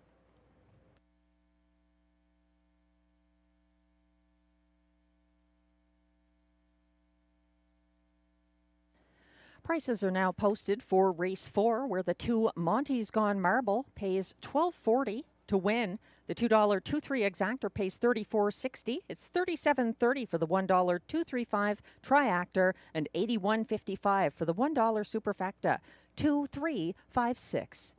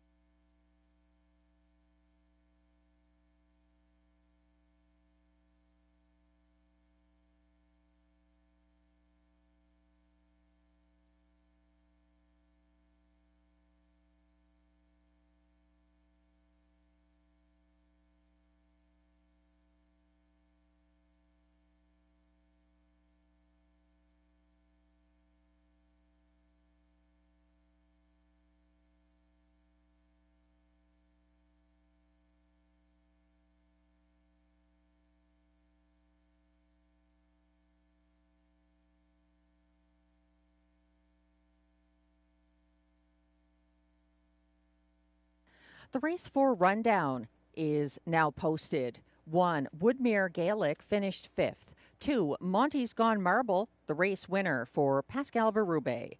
6 to 5, co-favorite number 3, Shotgun Jerry was 2nd. 4, Hey Run Me Over finished 6th. 6 to 5, co-favorite number 5, Flash Cube was 3rd. And 6, McWicked Time closed for 4th. From the top down, your program should read 5, 1, 2, 6, 3, 4. The fractions were 27 flat to the opening quarter, 56 and 3 at the half, 125 flat at 3/4, 154 flat, the winning mile for Monty's Gone Marble.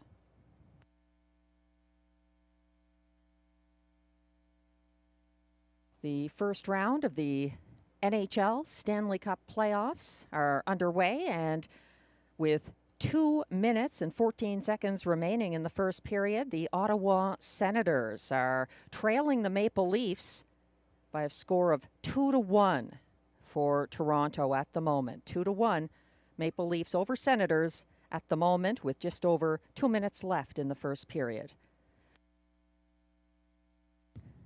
Race 5 is coming up next with Exactor, Triactor, Superfecta, and Pick 3 wagering. No changes there. Glenn is liking Day Delight from the rail for Vic Putty and William Waugh. That one 5-2 right now. I'm using him 3rd. I like Glenn's 4th choice on top. That's the 2, No Time at All for Yves Tessier and Pascal Berube. 9 wins last season, including a 153-2 seasonal best here. Of course, Day Delight won here last year 8 times and had a 151-2 fastest mile, so it could set up for another very quick race here. Glenn is going to the 5, Smiling Billy the Kid, in line to Guy Gagnon for trainer Benoit Hebert in the place spot.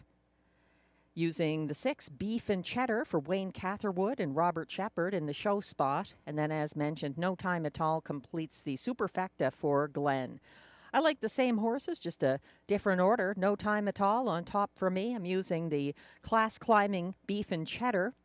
2nd, he's the current even money favorite. Day Delight in the show spot, and then completing the super with the 5, Smiling Billy the Kid.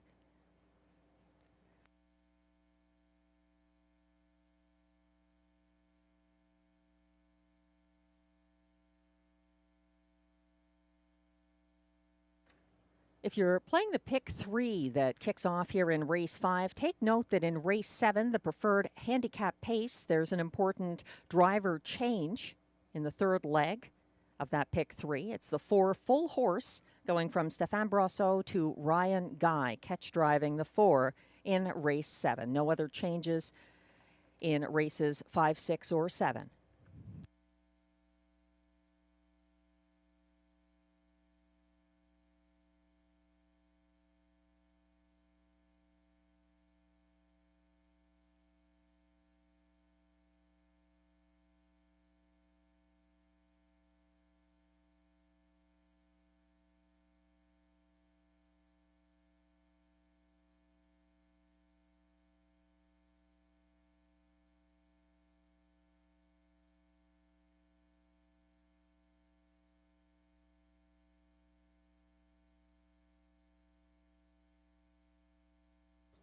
As the horses approach the track for the Race 5 post-parade, just a reminder that this Wednesday we're introducing Wednesday night live racing from the nation's capital. First post, 6 o'clock, and Toonie hot dogs Wednesday evening. So we hope you can join us for Wednesday racing starting April 23rd, 6 p.m. post time, and that replaces our former Thursday afternoon racing.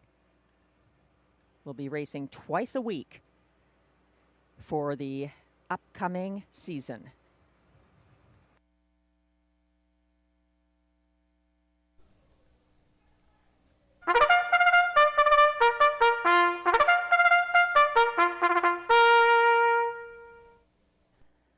Here Here comes the Race 5 Post Parade. These pacers are non-winners of $6,000 in their last 5 starts. Non-winners of a race in 2025 allowed $1,000. Also eligible, non-winners of $40,000 lifetime.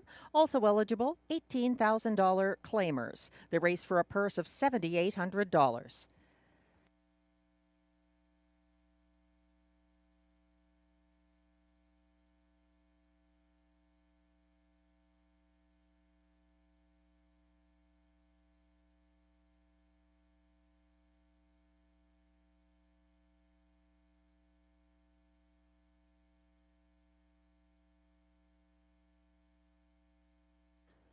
Leading the Post Parade, number 1 is Day Delight, owned by Triple S Equine of Newton, Ontario, trained by Vic Putty, driven by William Waugh.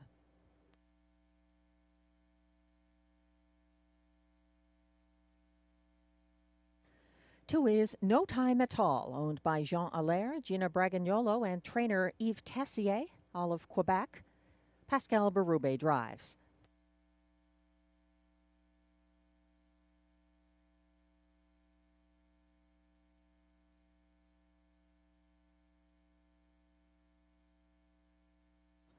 Three is Purely Wicked, owned by Robin Morley of Mildmay, Ontario, trained by Cara Stacey, driven by Clark Stacey.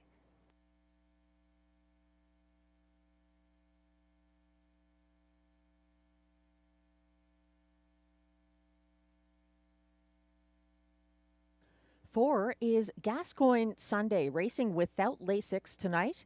For owner-trainer John McMillan and Aidan Keeley-Griffiths of Odessa, Ontario, Marie-Claude Auger drives. 5 is Smiling Billy the Kid, owned and trained by Benoit Hubert of Papineauville, Quebec. Guy Gagnon is in the sulky.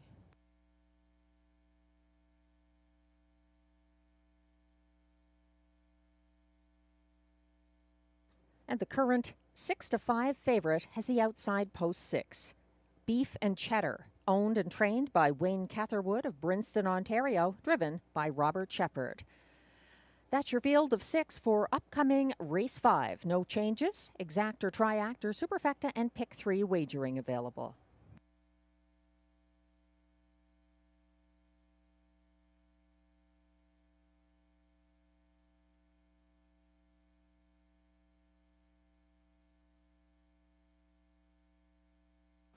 We're getting a closer look at the current 7-5 favorite. That's number 6, Beef and Cheddar, undefeated on successive class jumps this meet for 3 different drivers. He was a 1-5 winning favorite who put his gate speed to use for the returning Robert Shepard in his last start and was never headed. He held off a late move by the pocket-sitting Mickey Make Some Speed in a seasonal best 153-1 victory. Beef and Cheddar getting plenty of respect from post 6.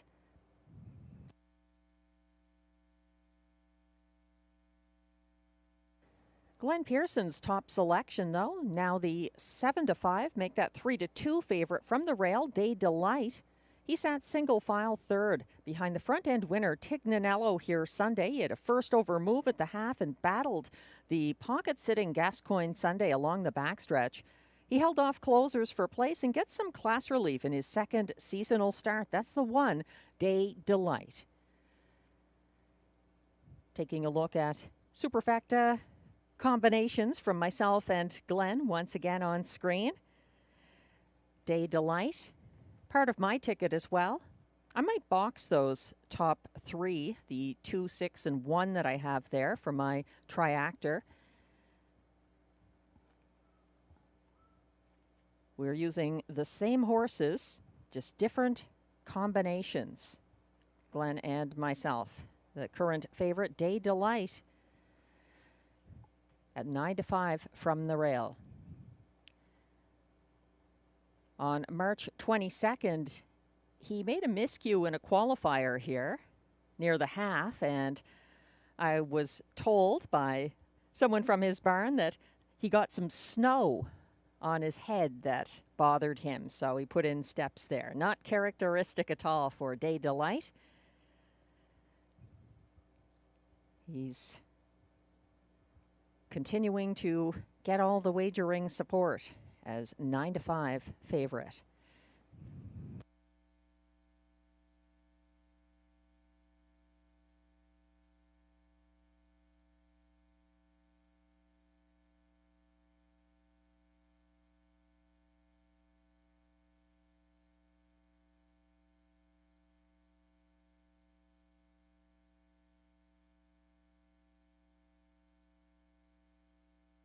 Still time to wager on race 5, starting a pick 3 sequence.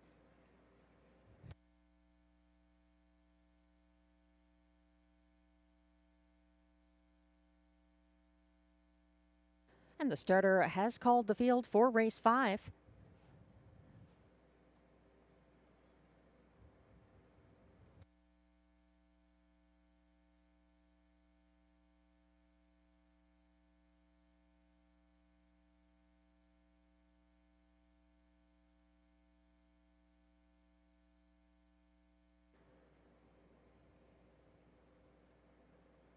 And the Pacers are in front of the grandstand now, lining up behind the gate for race 5. 1 is Day Delight for William Waugh.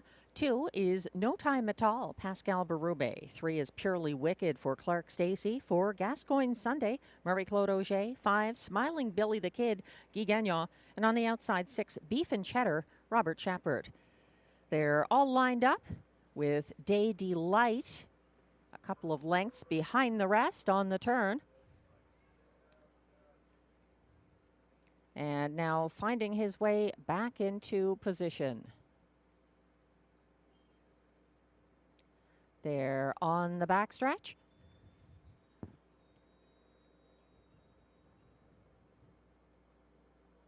They're off and pacing, and Smiling Billy the Kid and Beef and Cheddar both leaving from outside posts, landing on the lead. Smiling Billy the Kid for Guy Gagnon, but it's a short-lived lead because Beef and Cheddar continues on for Robert Shepard, and also battling back on the inside is Day Delight, moving ahead of both for William Waugh to grab command. Left uncovered in second, that's Beef and Cheddar as they turn towards the opening quarter. The white nose of Day Delight getting there first in a brisk 26-2. I think that's our fastest opening quarter so far this meet. Opening up now by about 4 lengths in front of the grandstand. Day Delight leading the way ahead of Smiling Billy the Kid. Third is No Time at All. Fourth behind him on the cones, Beef and Cheddar. Starting up first over from second last now, that's Clark Stacey with Purely Wicked. And following his cover from the back of the field, Gascoigne Sunday underway, but it's a 3-length advantage to a 54-3.5 for leader Day Delight, confident on the front end by that wide margin. He's out there keeping ahead of Smiling Billy the Kid next closest, and then from third, No Time at All. Fourth on the inside, Beef and Cheddar about to get the shuffle as first over Purely Wicked tries to pass, and still seeking room at the back of the field is Gascoigne Sunday. They pass 3 quarters and the lead has evaporated for Day Delight. He gets there in 1:23-2, but now he's maintaining just a length advantage over rivals. Here comes No Time at All on the outside for Pascal Berube, and looking for room up the inside here. Smiling Billy the Kid is coming on late, and Day Delight is getting past up that inside path once again. Smiling Billy the Kid coming on for the win ahead of Day Delight. No Time at All. Purely Wicked may have been fourth, 153 flat.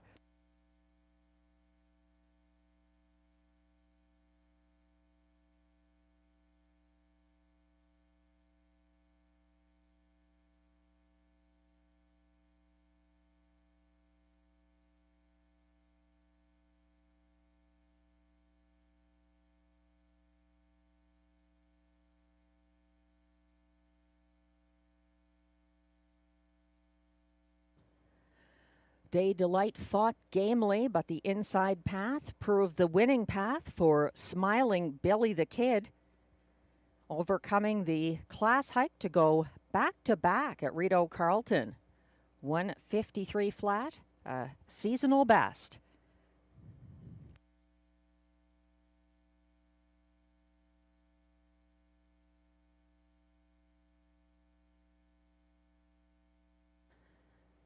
The top 4 unofficial results are now posted for race 5. Co-favorites finish 1-2. 5, Smiling Billy the Kid at odds of 8-5 at the last flash for Guy Gagnon, the race winner, ahead of co-favorite. Also 8-5 there. Pace setter number 1, Day Delight second. 2, No Time at All was third, ahead of 3, 17-1, Purely Wicked, closing for fourth. 5, 1, 2, 3, the unofficial top 4 order of finish for race 5. Please hold all tickets.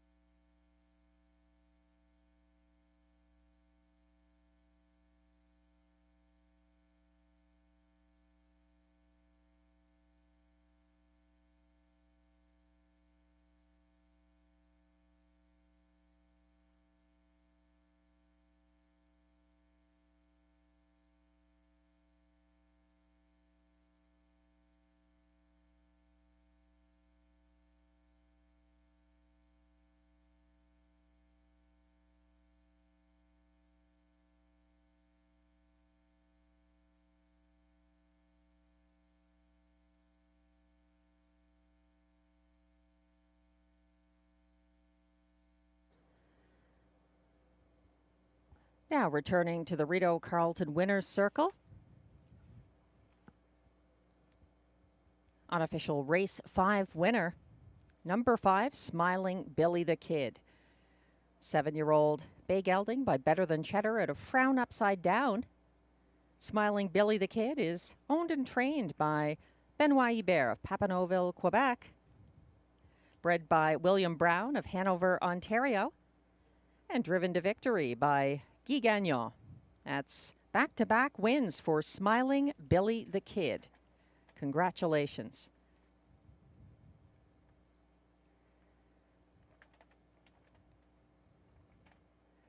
Race 5 results are now official.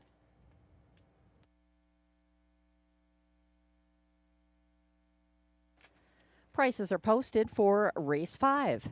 5, Smiling Billy the Kid pays $5.50 to win.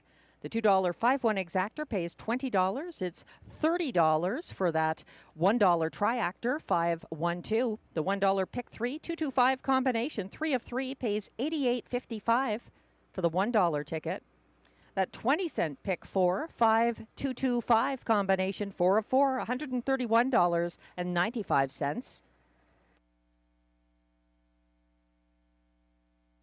The $1 superfecta 5-1-2-3 pays $98.75.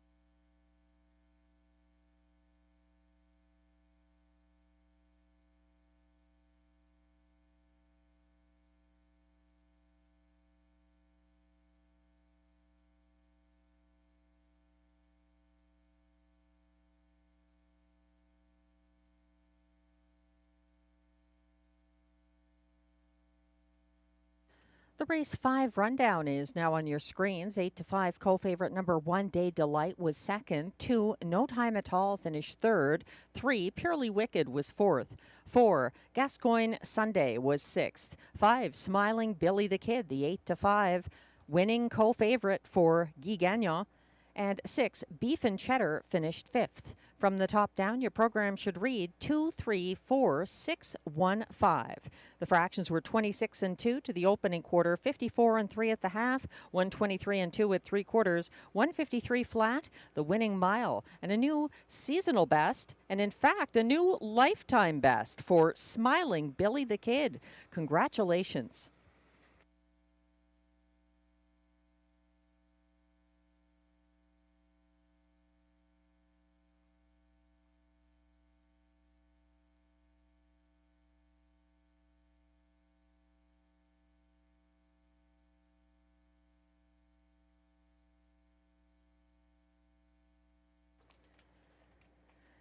Smiling Billy the Kid also delivered the second driving win of the night for Guy Gagnon. Race 6 is coming up next here at Rideau Carleton. Thanks for joining us. If you're just tuning in, Race 6 is our Pick 5 race. Just one Pick 5 on this 10-race card. There's also exactor, triactor, and high five wagering. My hypothetical 20-cent Pick 5 is posted, costing $14.40. Going with just a couple of them here, neither of whom is the favorite. The 2 On the Road to Texas, currently the favorite. Actually, that's changed, so I'm wrong. 5, the Colt, 8 to 5 right now on the board. He is my top pick here. I think the 8, 88 Fingers Louis could prove dangerous here despite the post position. In race 7, going 3 deep, that is our preferred handicap pace feature with the light speed. Also Tignanello, the 3, a very sharp victory by 6 expanding lengths in Canada's fastest mile on a 5/8 mile track so far this season as of last Sunday. He's up in class though. 6 Light the Torch could pick up the pieces if there is a front-end speed duel. Race 8, going with the 8, 4, 3, and 6 there. More on that later. It's a deep group of 8 pacers. Singling the 4 in race 9, that's Major Hill, my best bet. And then in race 10, Manhattan Joe, as well as Sunny Bow, and Get Your License Liam. Complete my ticket. The 20-cent edition, $14.40.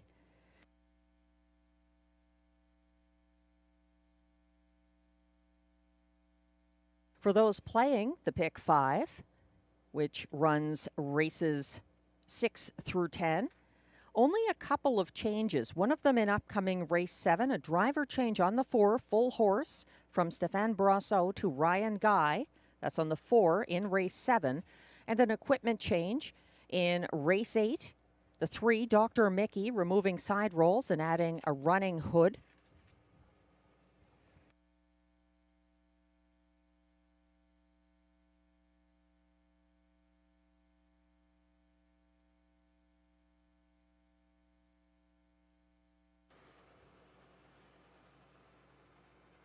The score in the Toronto Maple Leafs versus Ottawa Senators Game 1 is 2-1 Toronto at the end of the first.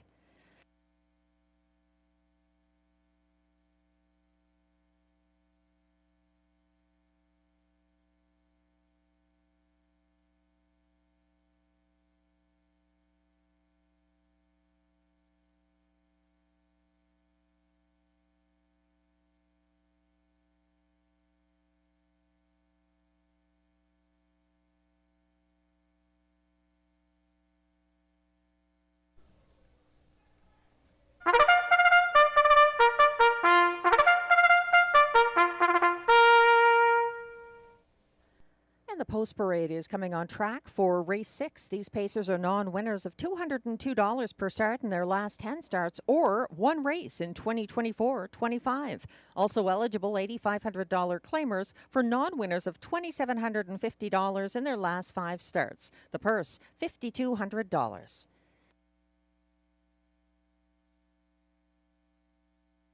No changes in race 6.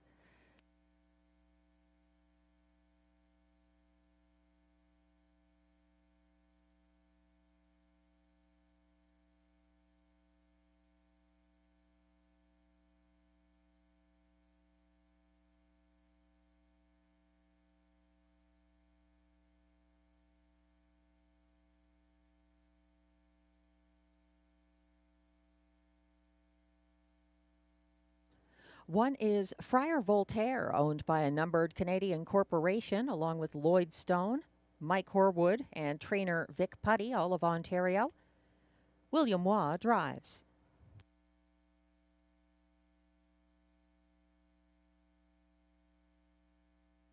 Two is On the Road to Texas, owned, trained, and driven by Jason Gilchrist of Prescott, Ontario.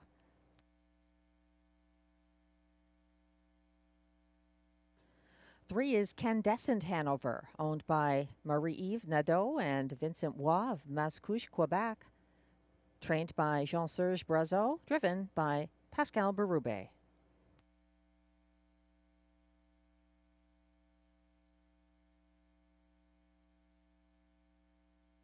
Four is Uber Hanover, owned by Nicole Corbin of Trois-Rivières, Quebec.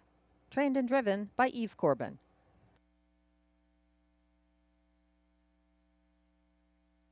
Five is the current 6-5 favorite, the Colt, owned by Don Lee of Amherst View and trainer Gordon Lee of Odessa, Ontario. Robert Shepard drives.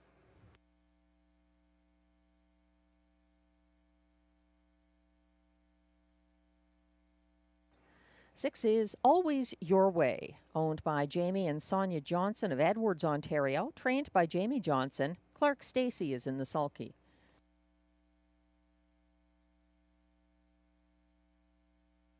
7 is Perfect Dalliance, owned and trained by Kathy McBride of Almont, Ontario. Guy Gagnon drives.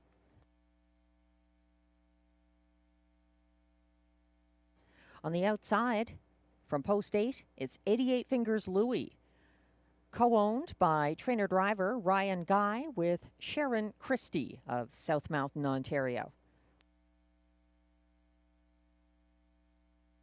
And from trailing post 9, it's La Barbe, owned by a numbered Quebec corporation of Gloucester, Ontario, trained and driven by Stéphane Pouliot. That's your field of 9 for upcoming race 6. Exactor, triactor, pick 5, and high 5 wagering. And for those who are new to betting on harness racing, just a reminder, the high 5 means you pick the top 5 finishers in order in this race. The pick 5 means you pick 5 winners in a row, starting in race 6 and concluding in race 10.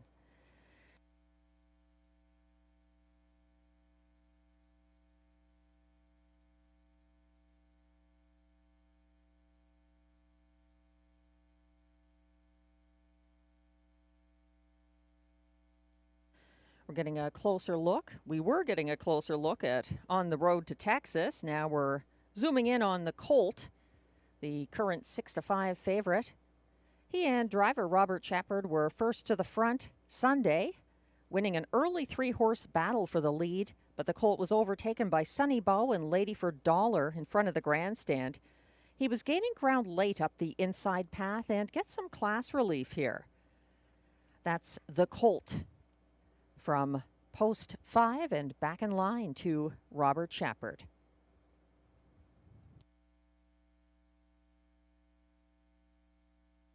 Another getting respect is the 2 On the Road to Texas. This mare backed down to 7th behind the pace setter Big Cheddar on the first turn Sunday through the fastest opening quarter of that car at 27 flat.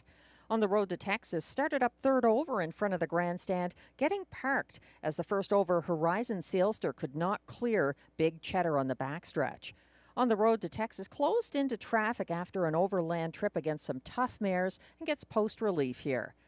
She's got post 2 for Jason Gilchrist.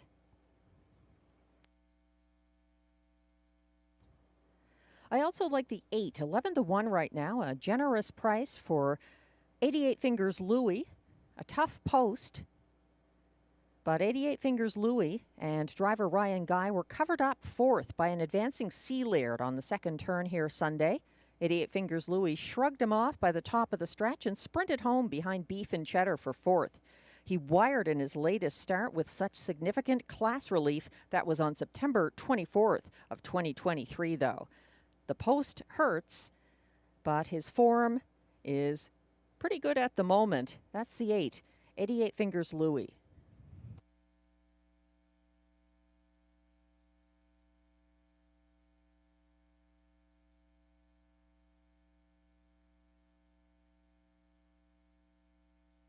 The starter has called the field for race 6. This is your final opportunity to play the one and only pick 5 tonight at Rideau Carleton. As the Pacers line up, 1 is Friar Voltaire, William Waugh. 2, On the Road to Texas, Jason Gilchrist. 3, Candescent Hanover, Pascal Berube. 4, Uber Hanover, Eve Corbin. 5, The Colt, Robert Shepard. 6, Always Your Way, Clark Stacey. 7, Perfect Dalliance, Guy Gagnon. On the outside, 8, 88 Fingers Louie, Ryan Guy, and the trailer is 9, La Barbe for Stéphane Pouliot. They're on the turn. Friar Voltaire needs to do more to catch up, and also the trailer behind him, La Barbe, is gapping as they approach the backstretch. They're lined up with La Barbe catching up as well as they approach the start.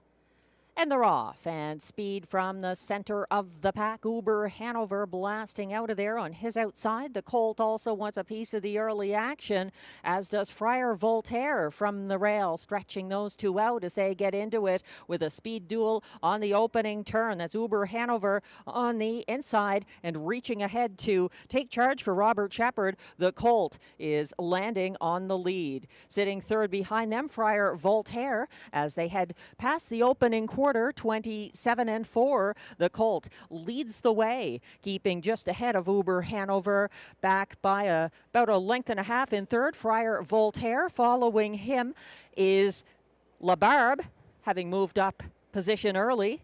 On the inside, that's Always Your Way, fifth.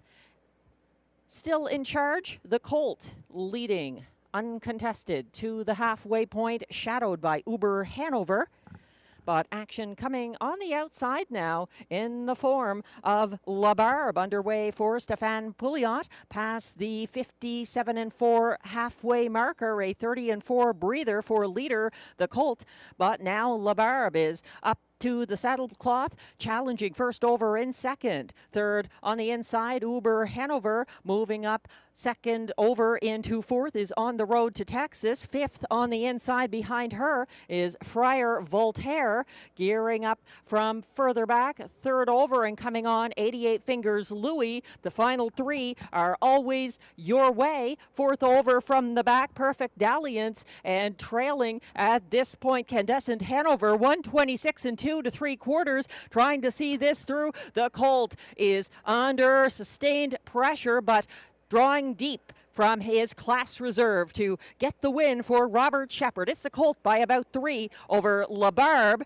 On the Road to Texas, and possibly a fast closing Always Your Way for fourth, 1:55-4.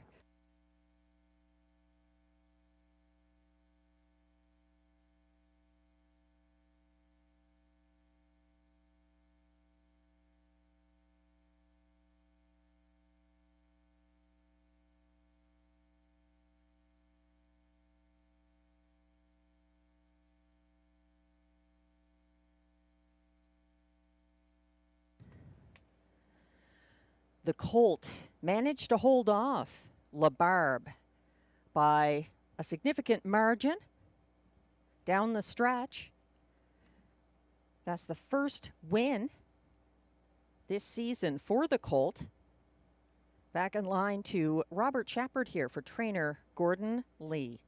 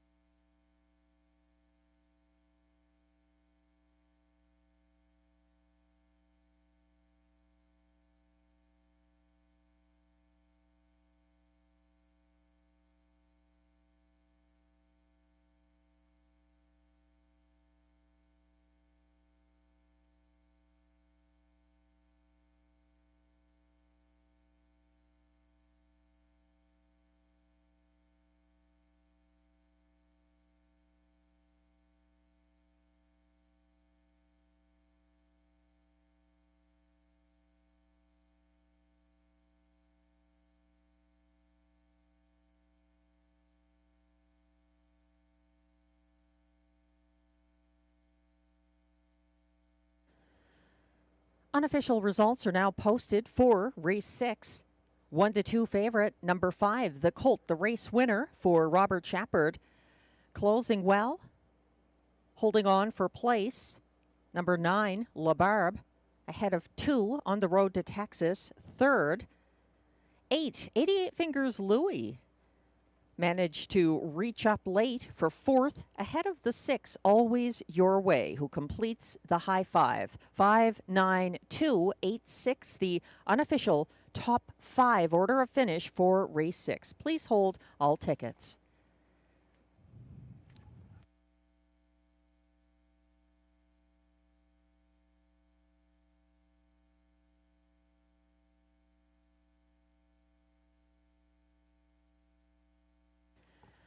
Now in the Rideau Carleton winner circle is unofficial race 6 winner, number 5, the Colt.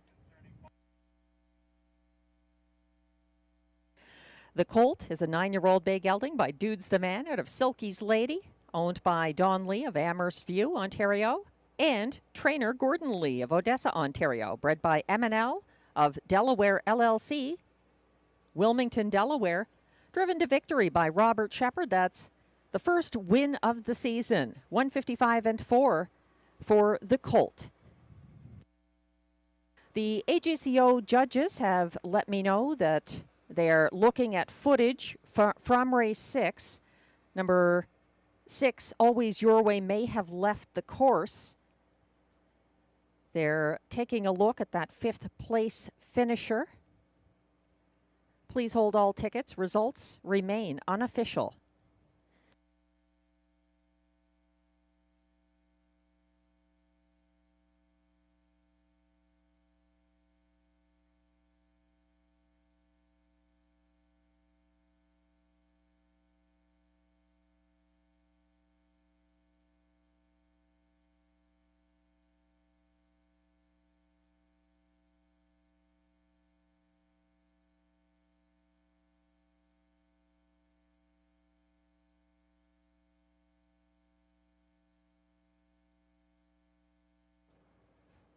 Once again, the inquiry now posted pertains to the 5th place finisher, number 6, Always Your Way. The judges are reviewing footage to see whether he gained ground leaving the course.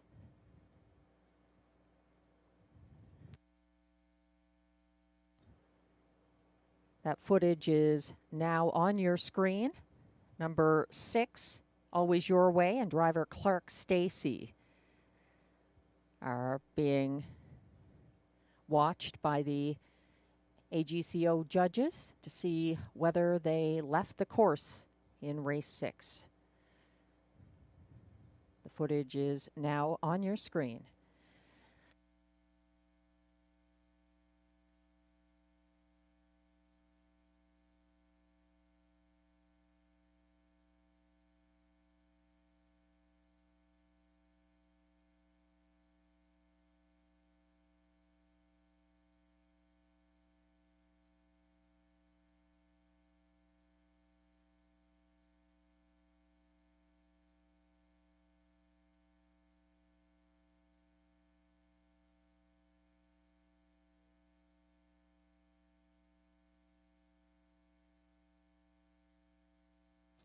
And the judges have just informed me that watching the footage from the final turn in race 6, number 6, Always Your Way, made contact with a pylon on the final turn, but did not go inside the pylons or gain an unfair advantage. There will be no change to the order of finish in race 6, where the 6 finished 5th.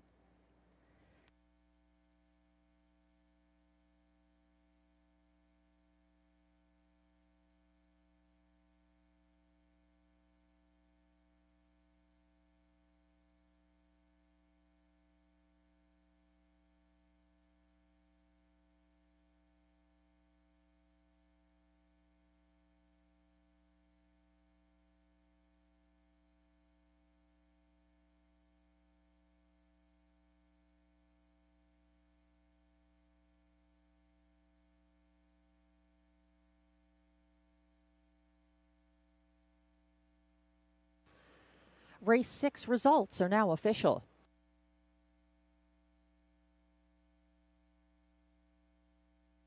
Prices are now posted for race 6, where winner number 5, the Colt, pays $3.10 to win, and it's a $15.20 $2 exactor 5-9 combination. $37.30 for the 5.92 $1 try, and that 20-cent super high 5.92 8-6 combination returns $105.46.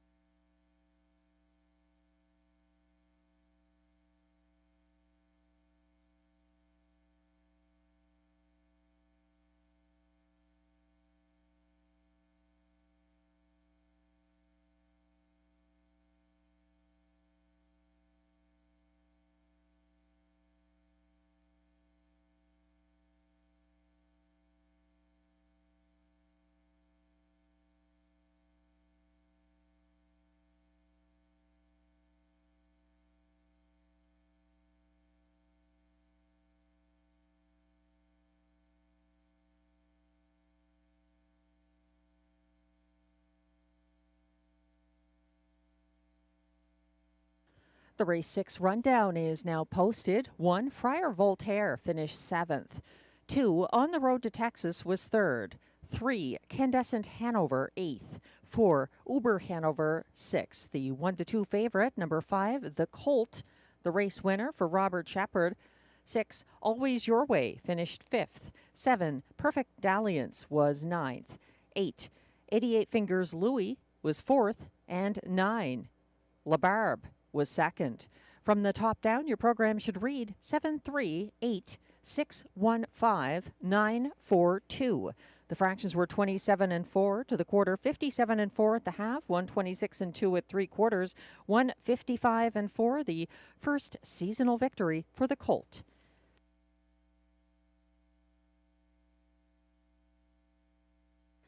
And we'd like to wish a happy birthday to Brooke, our track photographer, Benty Nielsen, the proud owner of River and Brook, the beautiful dogs, now on screen. I know Brooke will have a really good birthday.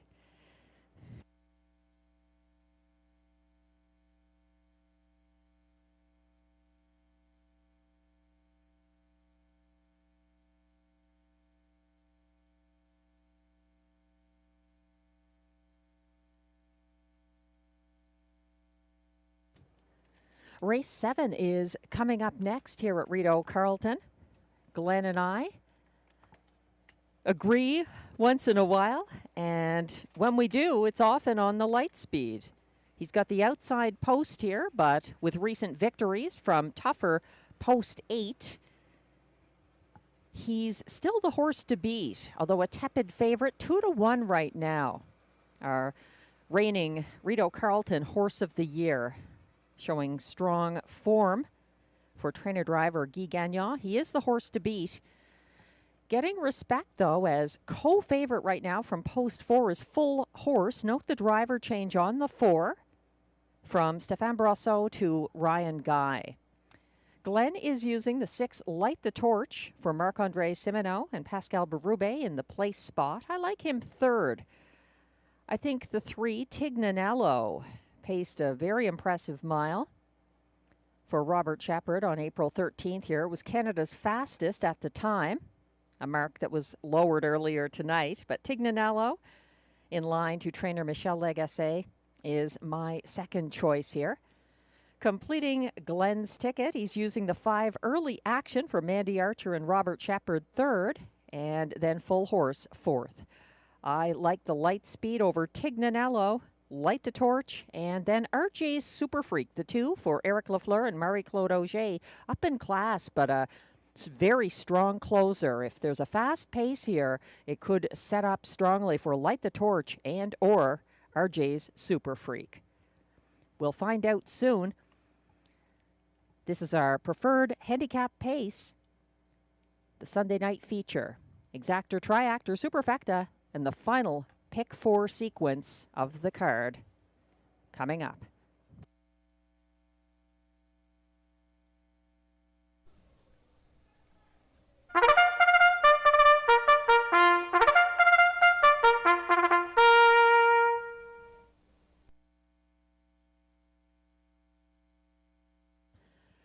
Race 7 is the preferred handicap pace for a purse of $10,000.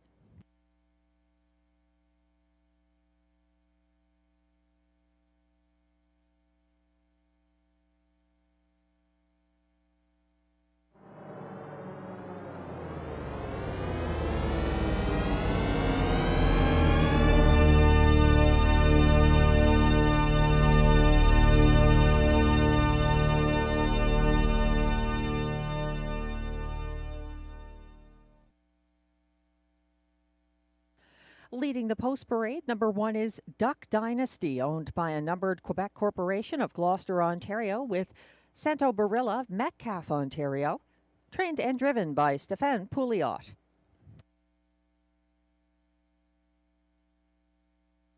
Two is RJ's Super Freak, owned by trainer Eric Lafleur of L'Ange Gardien, Quebec, with Michel Blais, also of L'Ange Gardien. Marie-Claude Auger is in the bike. 3 is Tignanello, owned by Les Écuries Saint-Thomas, Incorporated of Saint-Charles-Borromée, Quebec, trained and driven by Michel Lagacé.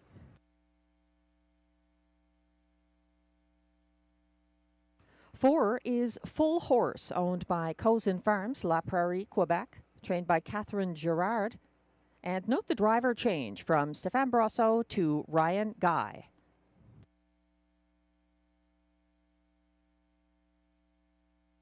5 is Early Action, owned by Jamie Copley of Kenmore with Kimberly Eaton of Brockville, Ontario, trained by Mandy Archer, driven by Robert Shepard.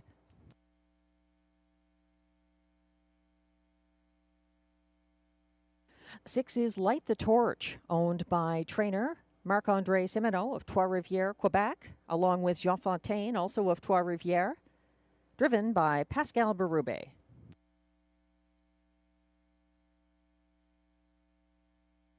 And completing the field, it's our reigning Rideau Carleton Horse of the Year from Post 7, the Light Speed, owned by Michel Nolette of Princeville, Quebec, trained and driven by Guy Gagnon. That's your field for Race 7, Exactor, Triactor, Superfecta, and late pick 4 wagering.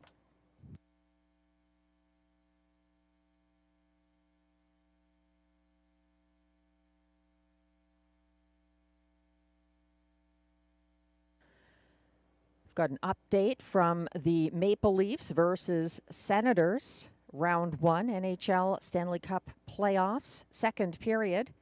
Just over 7 minutes remaining, and the Maple Leafs lead 4-1 over the Senators. We're getting a close look at the Light Speed. A frequent visitor to the Rideau Carleton Winner's Circle. He's in fine form right now, with back-to-back Rideau preferred victories from Post 8. Winning in similar style both times, making front early and holding off late speed. In the most recent edition, the Light Speed held off Light the Torch by a diminishing margin. And in fact, that's what happened the previous week as well. Light the Torch 4-1 here. The Light Speed, the 7-5 favorite. I'm using both of them in this opening leg of the late pick 4, the final pick 4 sequence tonight. The Light Speed is a must play, but I think if it sets up for a speed duel, Tignanello, the 3, is well equipped for that. And I could see the 6 Light the Torch picking up the pieces if there's a blistering pace and a late opportunity. The 6 Light the Torch captured 3 Rideau preferred handicaps last year, but none in which the Light Speed was entered. He did edge him out by a nose, however, September 8th in a Quebec-bred invitational at Hippodrome 3R, catching him at the wire. Race 8, take note, there's an equipment change on the 3, Dr. Mickey, removing side rolls and adding a running hood. I'm still going 4 deep in that second leg of the late pick 4. But singling Major Hill, the 4 in race 9, my best bet before going 3 deep in race 10 using Get Your License Liam as well as Manhattan Joe and Sunny Bow.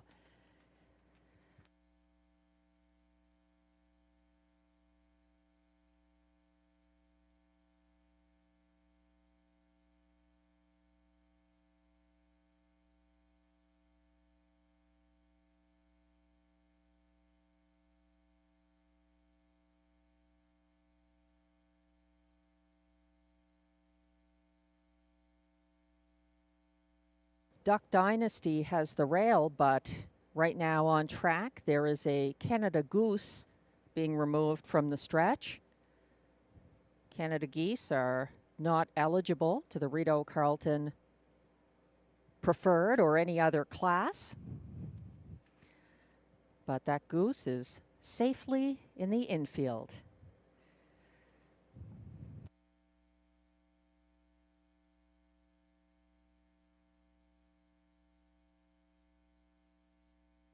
Still time to play the late pick 4 that begins here in race 7, the preferred handicap pace.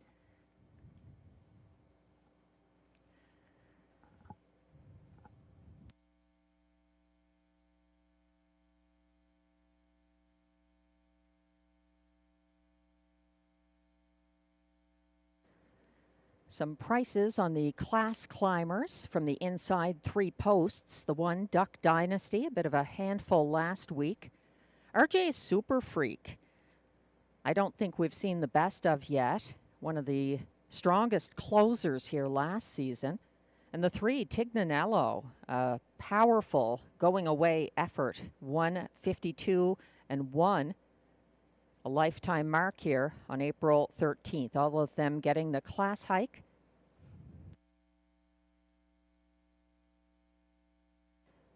In front of the grandstand right now, 6, Light the Torch. Second to the Light Speed in the last 2 editions of the Rideau Preferred Handicap.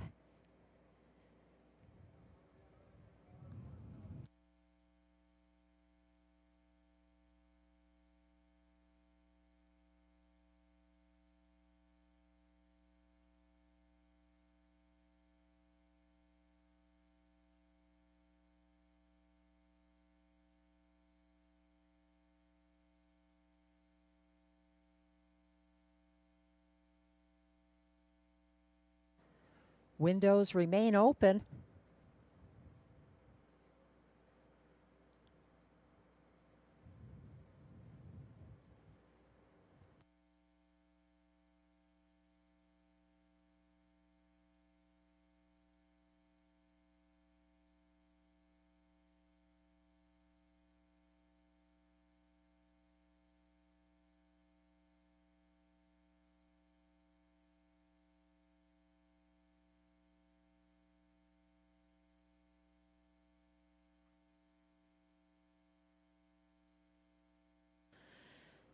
It looks like the Lightspeed and Guy Gagnon are headed towards the backstretch.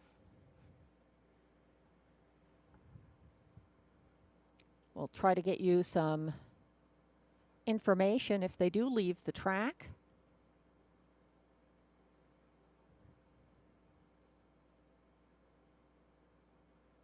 He's turning around now to come back. No adjustments required.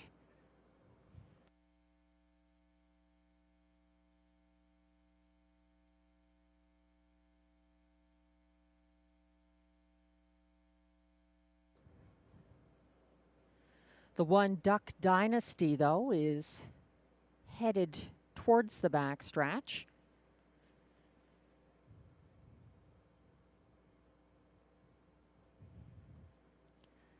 The rest of the field are on the first turn.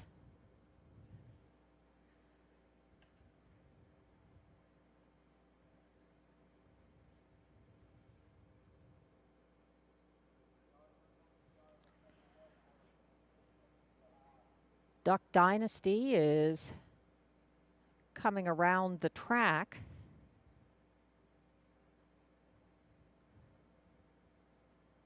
In the opposite direction for Stéphane Pouliot. There's still time to play the late pick 4 here at Rideau Carleton. Exactor, triactor, superfecta, and pick 4 wagering on the menu here as our preferred handicap pacers look to go behind the gate.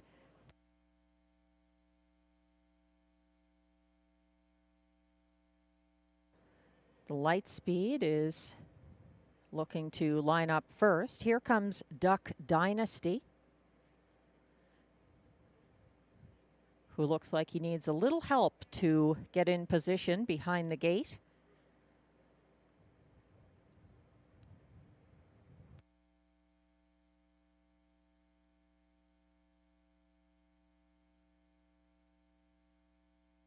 Starter has called the field for race 7.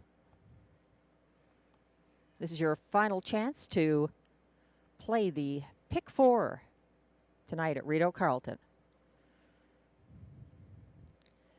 Duck Dynasty is turned around and he's heading to his place behind the gate with a little help. They're all lining up now for the start of race 7. 1 is Duck Dynasty, Stéphane Pouliot. 2, RJ Superfreak, Marie-Claude Auger. 3, Tignanello, Michel Legacy. 4, Full Horse, Ryan Guy. 5, Early Action, Robert Shepard. 6, Light the Torch, Pascal Berube. And on the outside, the Lightspeed, Guy Gagnon. They're on the turn. RJ's Superfreak and Tignanello catching up to the rest as the starting gate turns onto the backstretch for the start of race 7.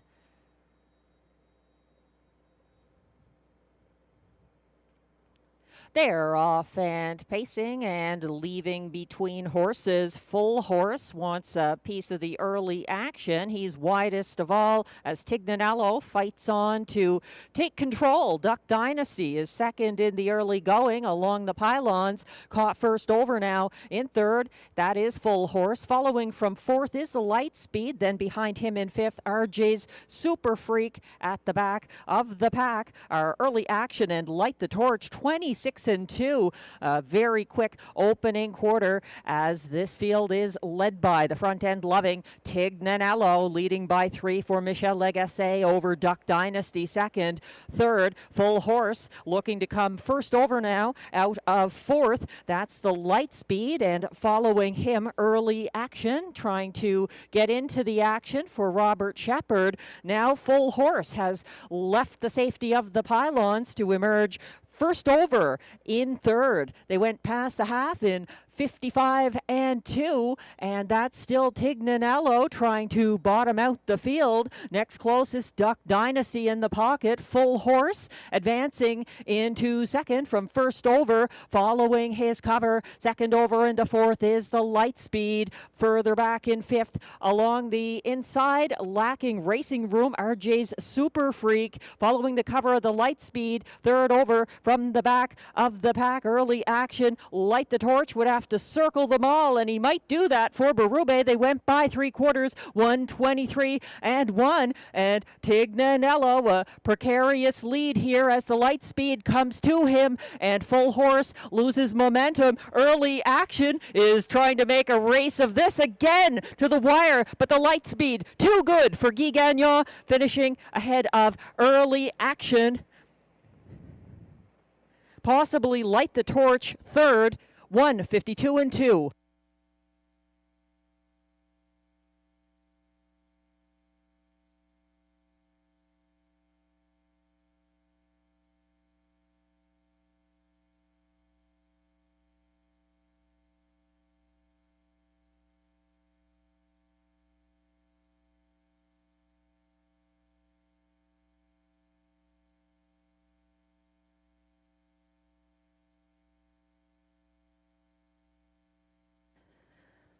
There are horses for courses, and then there's the Lightspeed. Wow, his win streak continues in the Rideau Carleton top class for Guy Gagnon. Early Action, making a race of it. Light the Torch third. It looked like Full Horse fourth in this 1:52-2 preferred handicap pace.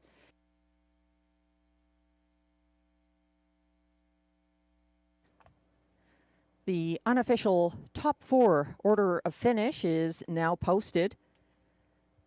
7, the Lightspeed, the 3-5 favorite, the race winner for Guy Gagnon. 5, Early Action, second. 6, Light the Torch, third. And 4, Full Horse, finished fourth. 7, 5, 6, 4, the unofficial top four order of finish in race 7. Please hold all tickets.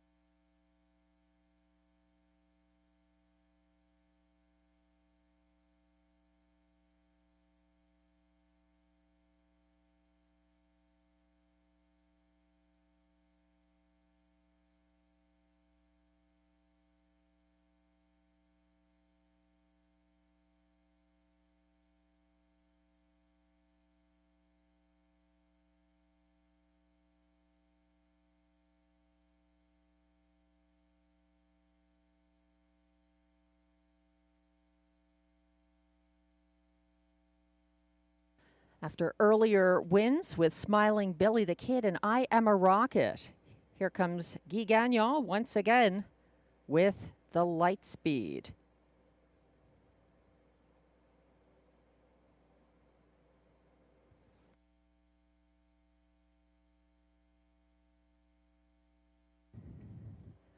Now entering the Rideau Carleton winner's circle. Number 7, the Lightspeed, is a 7-year-old bay gelding by Moonbeam out of Jama, owned by Michel Nollet, Princeville, Quebec. Also his breeder, and trained and driven to victory by Guy Gagnon. That's the 3rd win this season, and a new seasonal best for the Lightspeed, 1:52-2. Congratulations.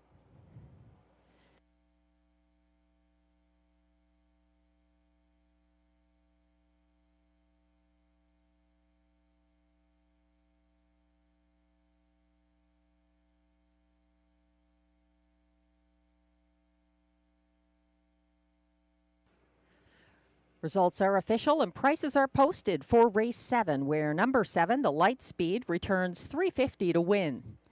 The $1 pick 3 ending here, 557. 3 of 3 pays $12.75. 4 of 4 for the pick 4 sequence, $83.05 for the $1 pick 4 combination, 2,557. If you had it for 20 cents, that's just $16.61. Some favorites doing well. The $1 Triactor 756 returns $13.75, and it's $33.25 for the $1 Superfecta 7564 ticket.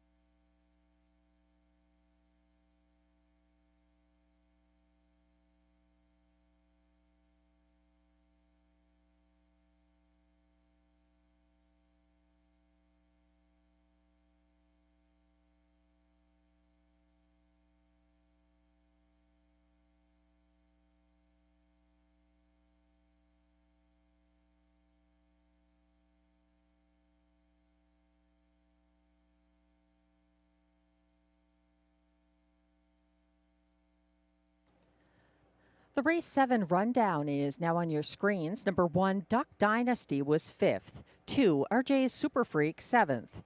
3, Tignanello 6th. 4, Full Horse 4th. 5, Early Action 2nd. 6, Light the Torch 3rd. And 3 to 5, winning favorite number 7, The Light Speed, victorious again for Guy Gagnon in his 3rd win of the card. From the top down, your program should read 5764231. The fractions were 26 and 2 to the quarter, 55 and 2 at the half, 123 and 1 at 3/4, 152 and 2, a seasonal best by a fifth of a second for the Lightspeed in his 3rd consecutive win at our preferred handicap level.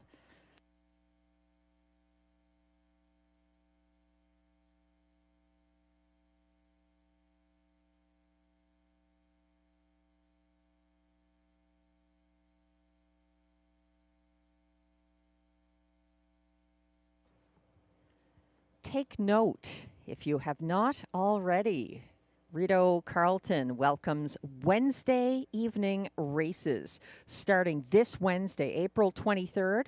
It's a 6 p.m. post time. And to celebrate, we've got our Toonie hot dogs on special Wednesday evening. So be sure to join us. Toonie hot dogs and live racing Wednesday, April 23rd, 6 p.m. post time.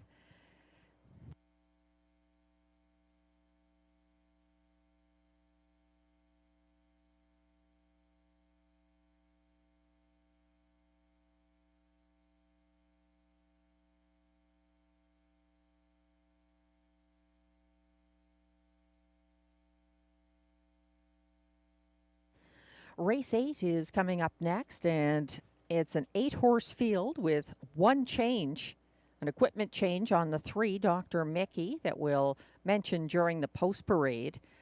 This might be the toughest race of the night to handicap, for me anyway. The favorite right now from post 6, Quan Blue Chip, in line to Guy Gagnon for owner-trainer Jeff Taylor. This one just one win this season at Woodbine Mohawk Park. And we'll see how he does with the catch driver, Guy Gagnon, tonight. That's the 6. Quan Blue Chip, 4-5 favorite at the moment.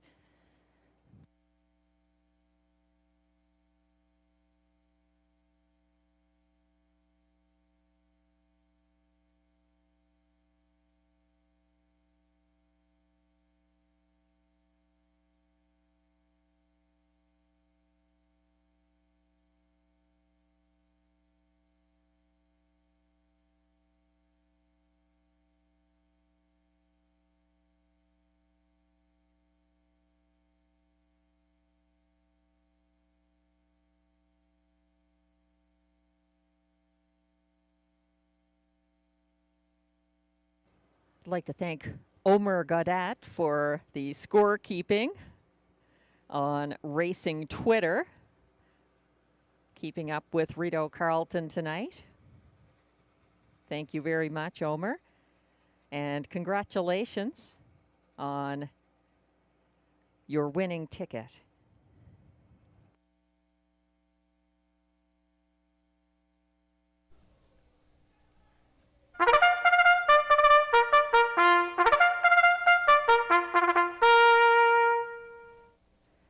The post parade is coming on track for race 8. These paces are non-winners of $202 per start in their last 10 or a race in 2024-2025. Also eligible $8,500 claimers for non-winners of $2,750 in their last 5 starts. They race for a purse of $5,200.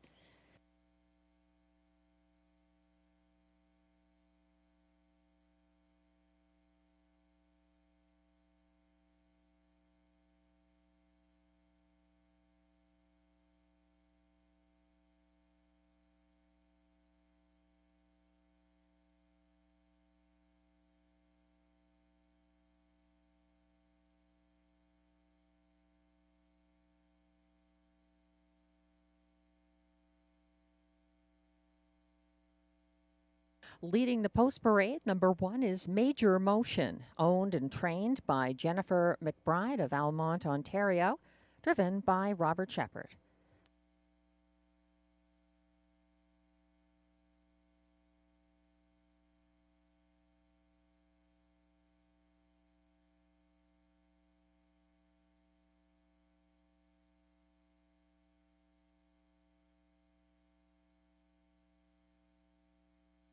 Two is Officer Jones, owned by Limco Incorporated, Chateauguay, Quebec, trained by Vic Putty, driven by William Waugh.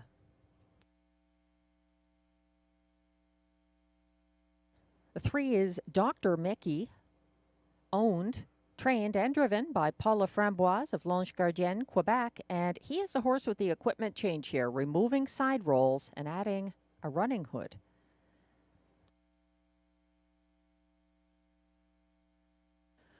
4 is Better Hold On Tight, owned by Marc Lemay and Sylvain Caron of Quebec, trained by Louis-Philippe Turcotte, driven by Marie-Claude O'Shea. 5 is Going Yard, owned by a numbered Quebec corporation of Gloucester, Ontario, along with Sylvain Bilodeau of Lac Echemin, Quebec, trained and driven by Stéphane Pouliot.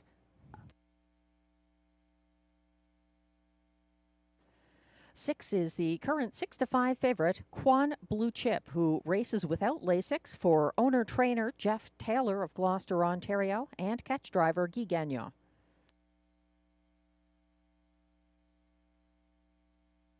7 is Hands Off, Nose In, owned by trainer Marc-André Simoneau, along with Marc Belanger and Jean-Louis Chartier of Quebec. Pascal Berube drives. And completing this field from post 8, Big Pete Style, owned by Rachel Burns, Cardinal, Ontario, trained by Mike Armstrong and driven by Ryan Guy. That's your field of 8 pacers for upcoming race 8 with exactor, triactor, superfecta, and late pick 3 wagering. The only change in the remaining races on the card is the equipment change. On the 3, Dr. Mickey removing the side rolls and adding the running hood.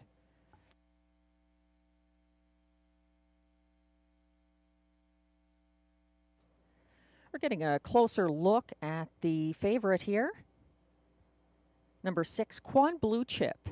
Racing without Lasix and adding Guy Gagnon, looking for his 4th win of the card. Quan Blue Chip's latest wins were December 5th of 2024 and January 16th this year from off the pace at Mohawk.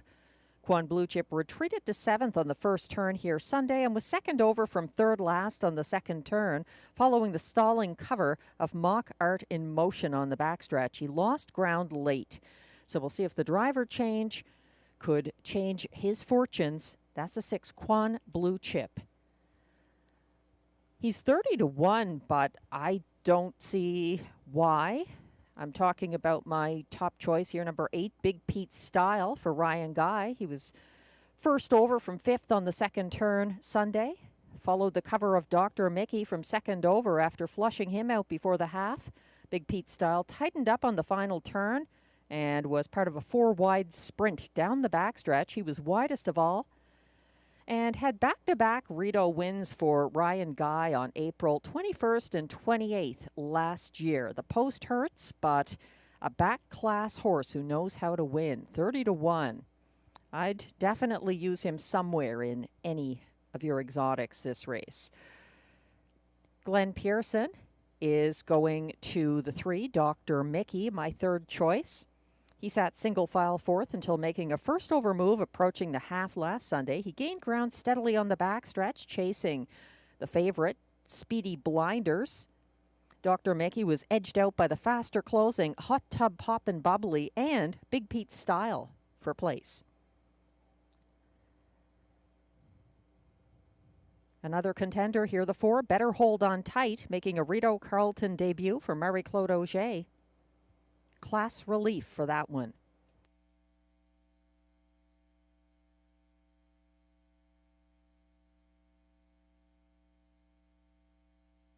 The starter has called the race 8 Pacers. Still time to play the final pick 3 of tonight's card.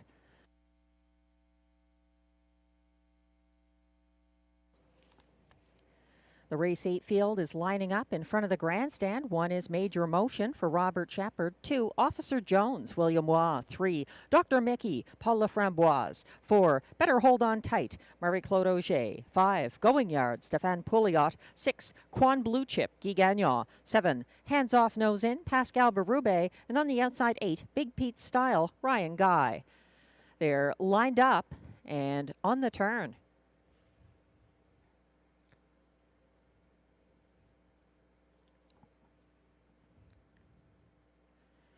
They're wheeling on to the backstretch, headed towards the start for race 8.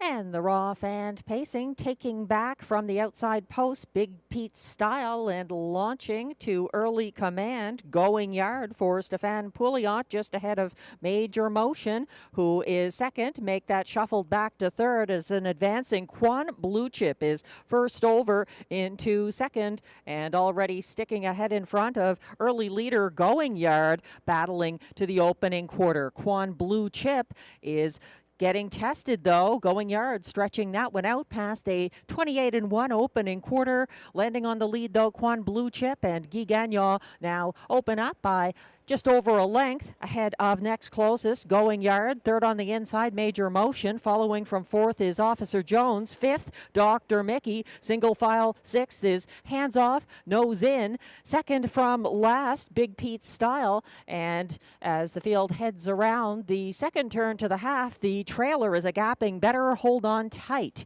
58-3, a 30-2 second panel there for leader Quan Blue Chip, shadowed by Going Yard in the pocket. Park now first over, and dropping back into 3rd is Officer Jones, moving up the pylons with some pace. In 4th, that's Major Motion. lacking racing room. Second over in fifth behind the backpedaling Officer Jones. That's Dr. Mickey going to have to make a decision soon. Coming wide from the back of the field. Better hold on tight, swinging wide. 1:27.1 at 3/4. And Quan Blue Chip trying to see this through on the front end. Stalked by Going Yard, who's taking her shot up the inside. But that's Quan Blue Chip digging deep. He's chased to the wire, though, by Going Yard. Major Motion also making a strong late bid and very wide there. Better hold on tight, but no doubt about the winner. 1:56.3, Quan Blue Chip.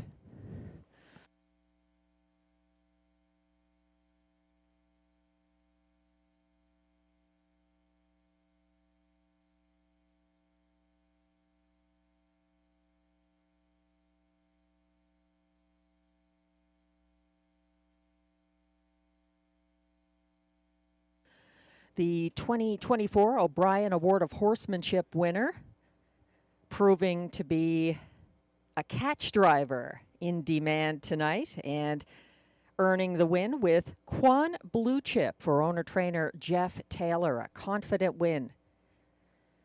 Very close for place between Major Motion and Going Yard. And I would watch Better Hold On Tight next start. Some serious late speed from the 4.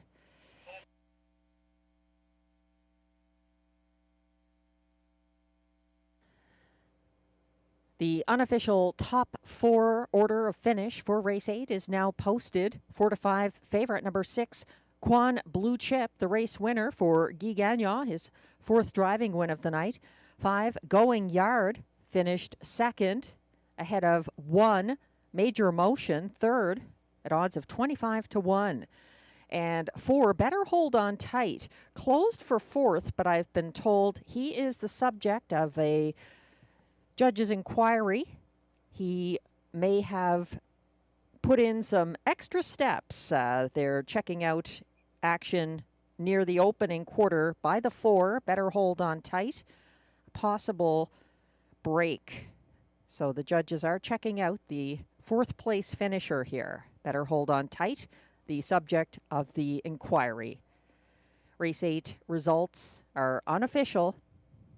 6, 5, 1, 4, the unofficial top 4 order of finish. Please hold all tickets.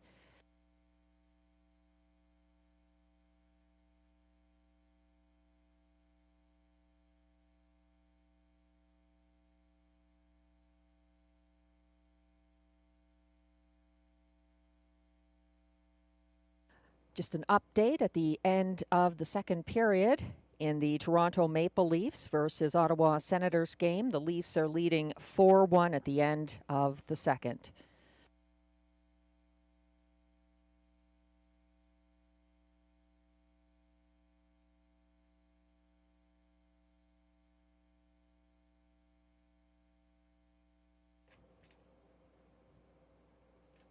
Now coming back to the Rideau Carleton winner's circle.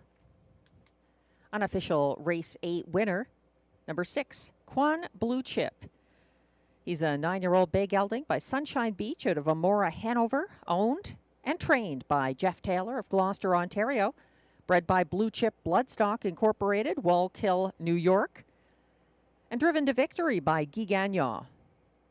1:56.3, just misses his seasonal best. That's his 2nd win of 2025.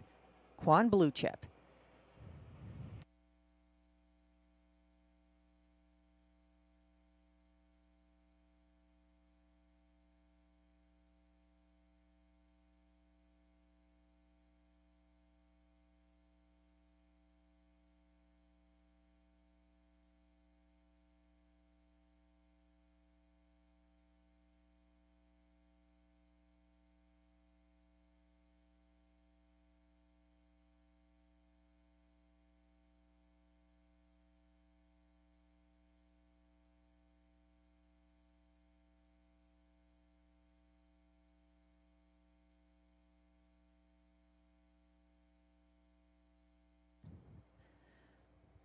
Now on screen is footage under review by the AGCO judges concerning the 4 Better Hold On Tight. A possible break early in race 8.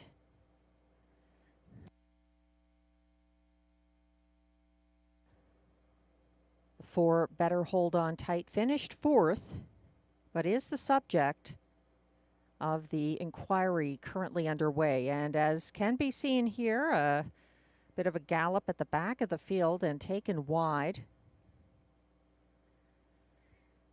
The judge is still determining whether any infractions were committed there by the 4 Better Hold On Tight, who finished 4th for Marie-Claude Auger. Hold all tickets.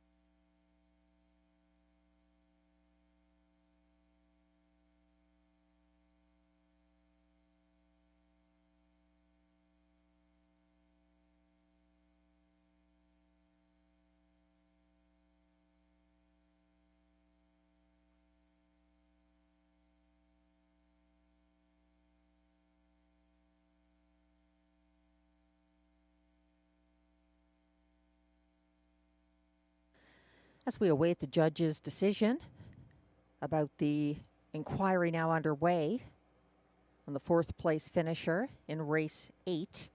Just a reminder, Saturday nights in the Trackside Simulcast Lounge here at Rideau Carleton. It's always worth coming to enjoy the simulcast racing and wagering. A fun group there, but also it's the night of Tammy Forgey's on-track free-to-play handicapping contest. You must be present to play, and you must be present to collect your winnings. If you are the winner, the jackpot is now up to $900. There was no winner last night, so that jackpot just keeps building. You must be on track to play or collect if you're the winner. Saturday nights in the Simulcast Lounge.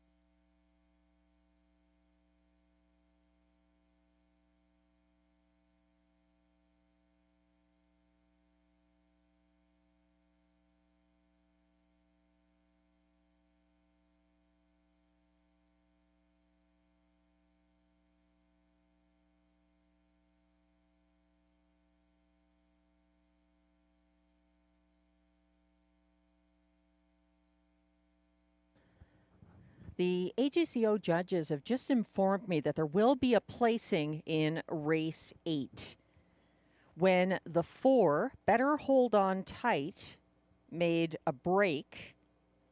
He interfered with number 8 Big Pete Style.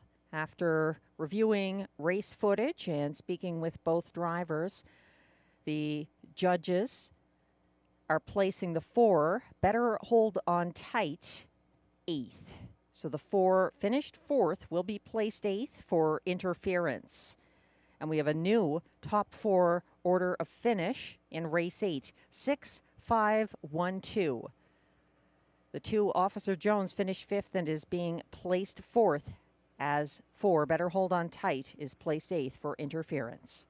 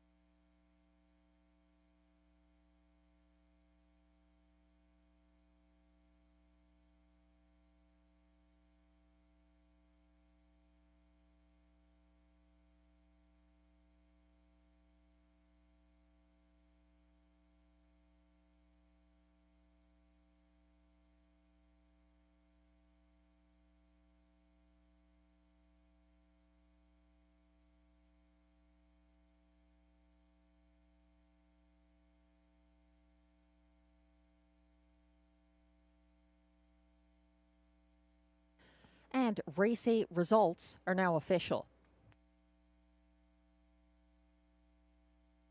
Prices are posted for race 8. Number 6, Quan Blue Chip, returns $3.60 to win. The $2.65 exactor pays $12. It's $43.50 for the $1 651 triactor and the $1 superfecta. 6512 after the placing pays $159.25.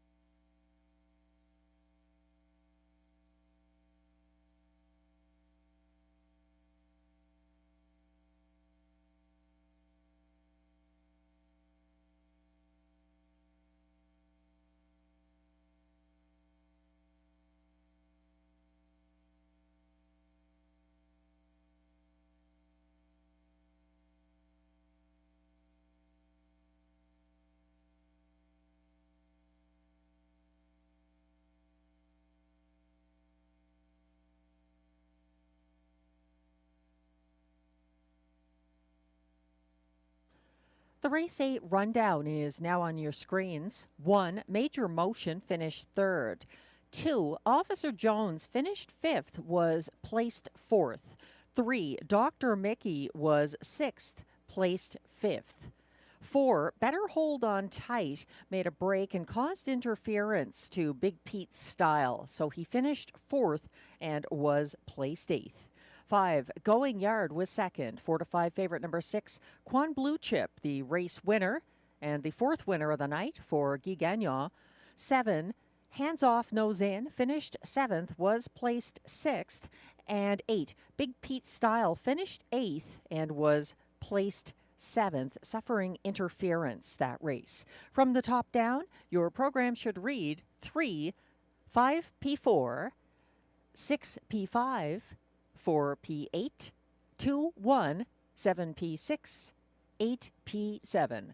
The fractions were 28 and 1 to the quarter, 58 and 3 at the half, 127 and 1 at 3/4, 156 and 3, the winning mile for Quan Blue Chip.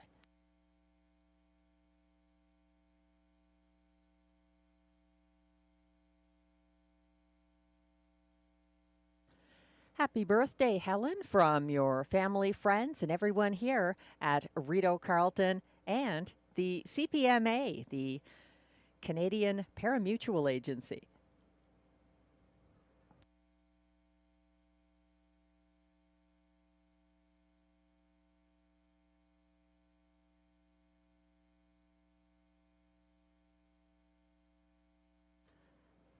Two more races on tonight's card.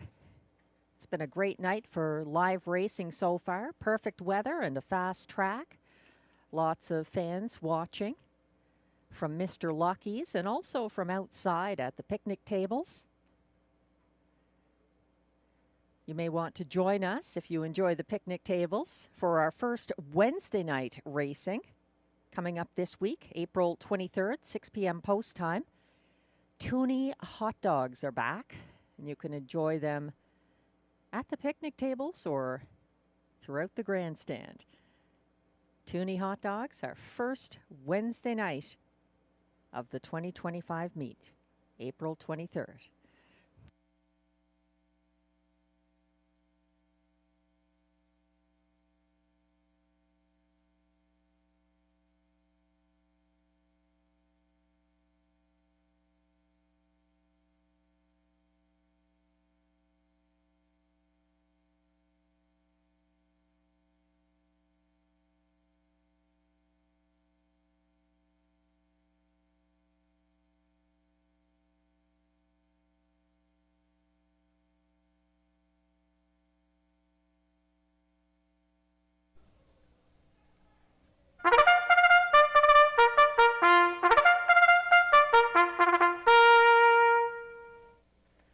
Race 9 Post Parade is now coming on track. These paces are non-winners of $600 per start in their last 10. Non-winners of a race this year allowed $50. Also eligible $10,500 claimers. They race for a purse of $6,400.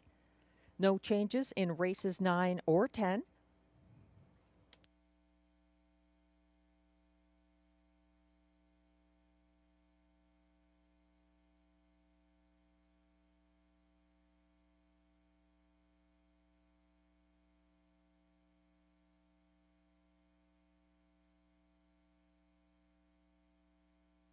One is I'm a Dude, owned by a numbered Quebec corporation of Gloucester, Ontario, trained and driven by Stéphane Pouliot.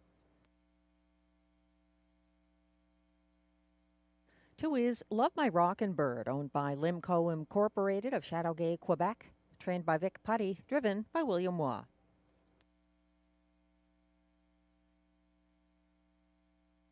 3 is Tough Cooper, owned by Antonio DeMario and Antonio Belfiore of Sudbury, Ontario, trained by Steve Bellil and driven by Robert Shepard. 4 is Major Hill, owned by Francois Morin of Beauceville, Quebec, trained by Louis-Philippe Turcotte, driven by Marie-Claude Auger.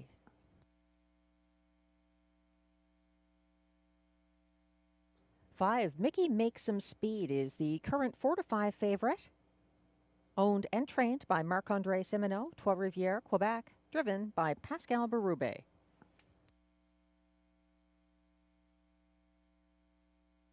6 is Make It Come True, owned by Écurie Guy Gagnon Incorporated, along with Stephanie Gagnon of Gatineau, Quebec, trained and driven by Guy Gagnon.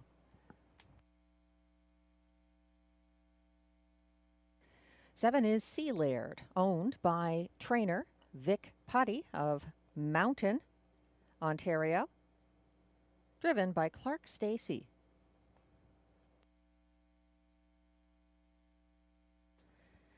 And rounding out the field from Post 8, Sunchip, owned by Patrick Dillon and Patty Hoskin of Port Hope, along with Steve McGill of Bewdley, Ontario, trained by Mike Armstrong and driven by Ryan Guy. That's your field of 8 for race 9 with exactor, triactor, superfecta, and late daily double wagering. No changes in either of the final 2 races of this card.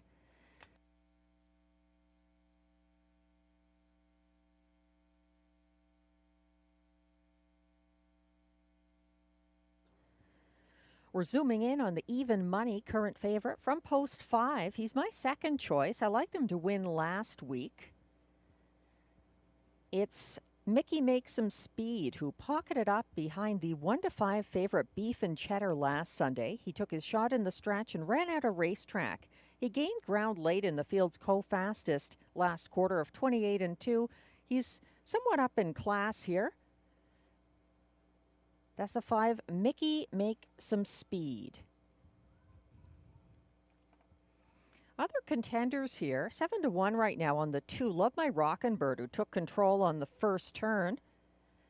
In his most recent start, he was cleared by first over 1-5 favorite Smiling Billy the Kid in front of the grandstand and caught in the pocket from the backstretch to the top of the stretch. He was loose late, but out-sprinted by my top choice this race.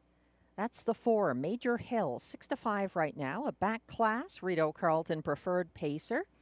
He competed intermittently at that level from about 2021 through 2023.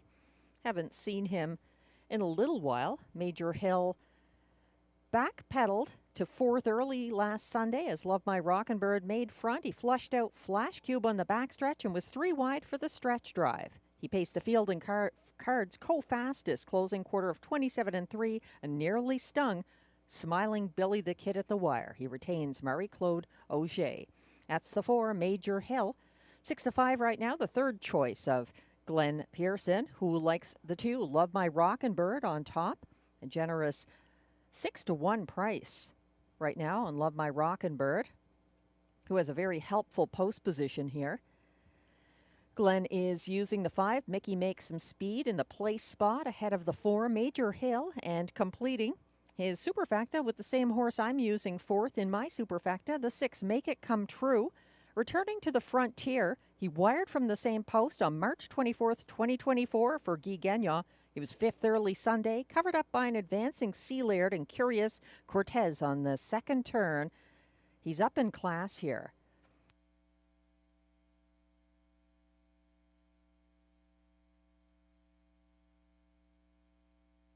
However you see it, it's time to play it. The starter has called the field for race 9. Still time to play the late double here at Rideau Carleton, as the Pacers assemble behind the gate in front of the grandstand.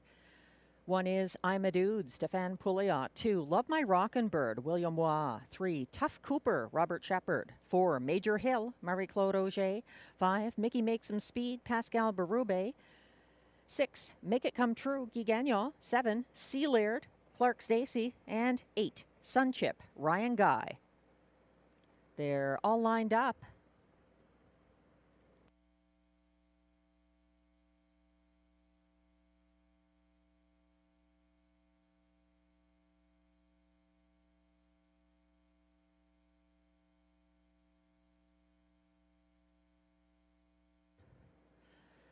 The field is on the backstretch, headed towards the start of race 9 and the late double at Rideau Carleton.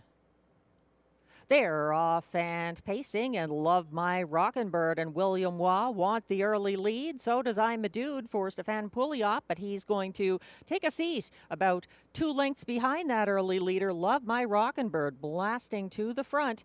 Following from third early, that is Major Hill underway, and shadowing him from fourth, Tough Cooper in a good spot approaching the opening quarter. Love My Rockin' Bird, though, getting there first and doing so in 28 and 2. Catching up tighter now in second is I'm a Dude. Following from third is Major Hill. Fourth is Tough Cooper on his outside, advancing uncovered in fifth. That's Mickey Makes Some Speed moving into fourth and flushing out Major Hill. Third over behind that group from third last. It looks like C. Laird trying to make his move. Getting the shuffle to second last is Make It Come True, and trailing to the opening half is Sunchip. 58 flat, and it's Love My Rockin' Bird still leading by about a length and a half over I'm a Dude in third, and first over at the moment, that is Major Hill grinding on. Following him second over in fourth is Mickey Makes Some Speed. Then it's a gap back to the third over, C. Laird out there and advancing in fifth. 125 and 1 at 3/4, and it's still Love My Rockin' Bird getting his favored trip, fighting on for Auger, though. Major Hill isn't done yet. He's got the length of the stretch to try to reel in that leader. It's Major Hill coming after Love My Rockin' Bird, and between horses, Mickey Makes Some Speed turning it on late, but it's Major Hill, the first of the night for Marie-Claude Auger, finishing ahead of Love My Rockin' Bird and Mickey Makes Some Speed in 1:53 and 3.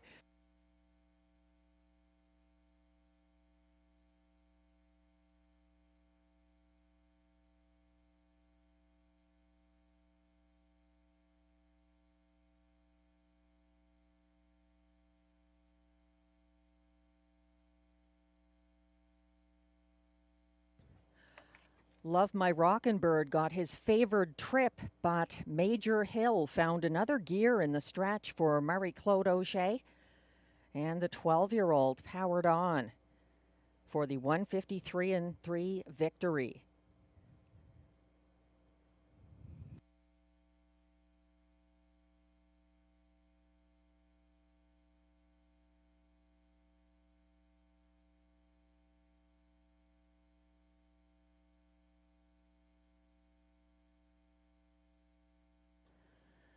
Unofficial results are now posted for the top 4 finishers in race 9, 3-5 at the last flash. That made number 4, Major Hill, the favorite, and he's a winning favorite for Marie-Claude Auger. Over 2, Love My Rockin' Bird, second. 5, Mickey Makes Some Speed, third. And 22 to 1 shot from the rail, number 1, I'm a Dude, finishing fourth. 4, 2, 5, 1, the unofficial top 4 order of finish. Please hold all tickets.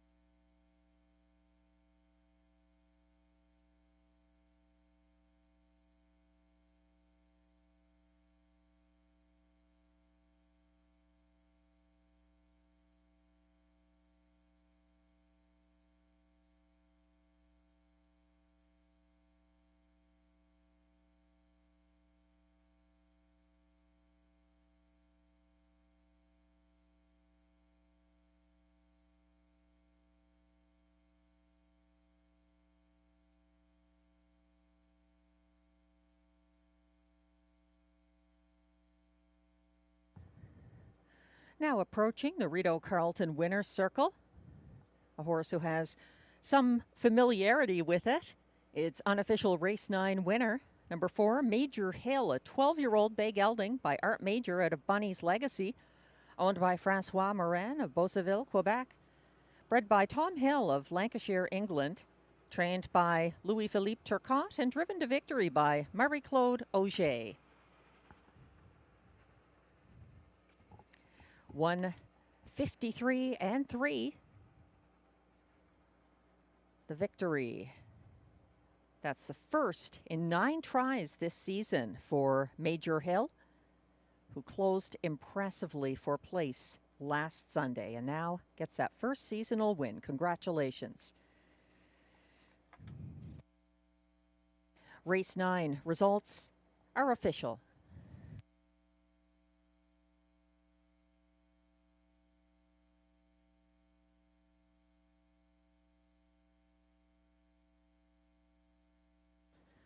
Prices are posted for race 9. The 4, Major Hill, pays $3.20 to win. The 4-2 Exactor, $2 ticket, pays $15.20. It's $18.15 for the $1 try 4-2-5 combination and $61.80 for the $1 superfecta 4-2-5-1.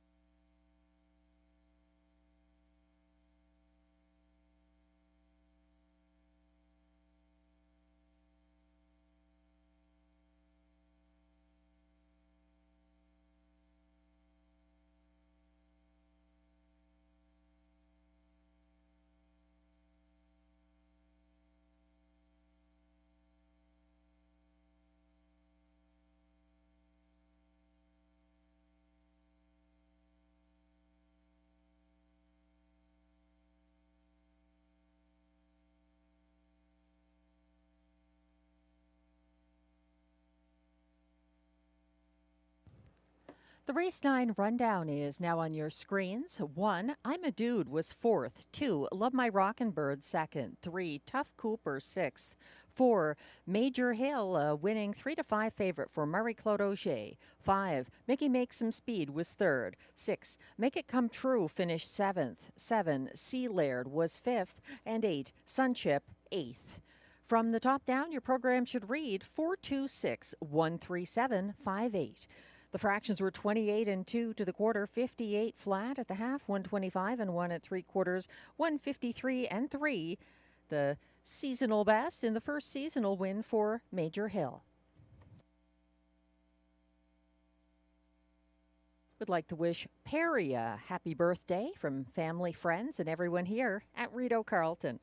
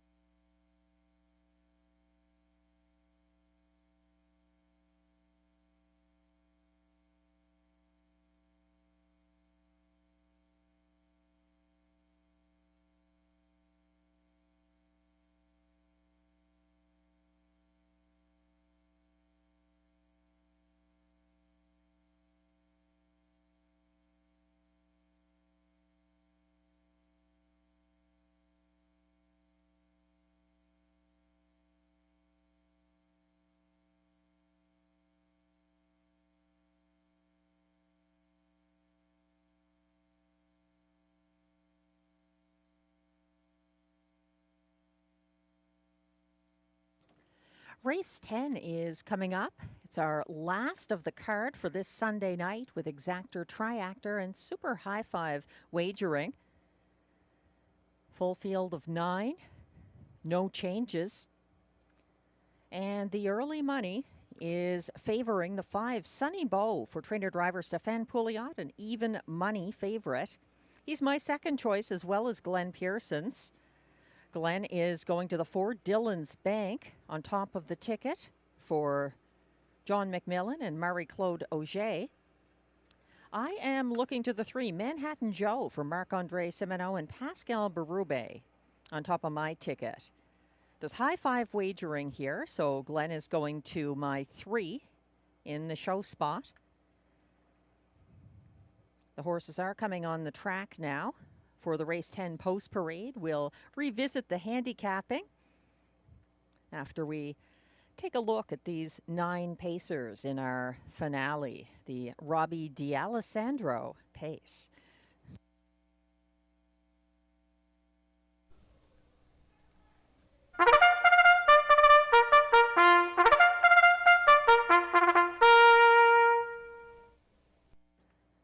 The race 10 pacers are on track for the post parade. They are $8,500 claimers, also eligible non-winners of $300 per start in their last 10. They race for a purse of $5,200.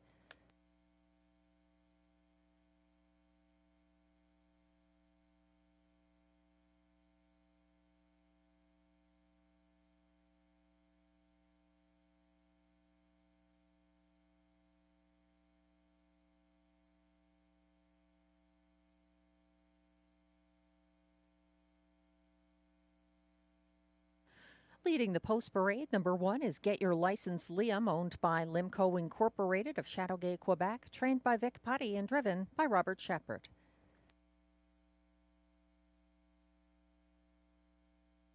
Two is What's in the Esky, owned and trained by Gerard Vaillancourt of Kemptville, Ontario, driven by William Waugh.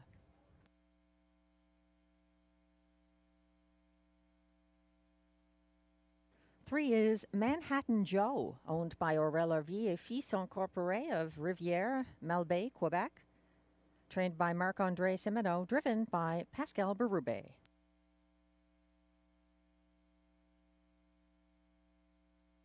Four is Dylan's Bank, racing without Lasix for owner-trainer John McMillan of Odessa, Ontario, and driver Marie-Claude Auger, hoping to go back-to-back.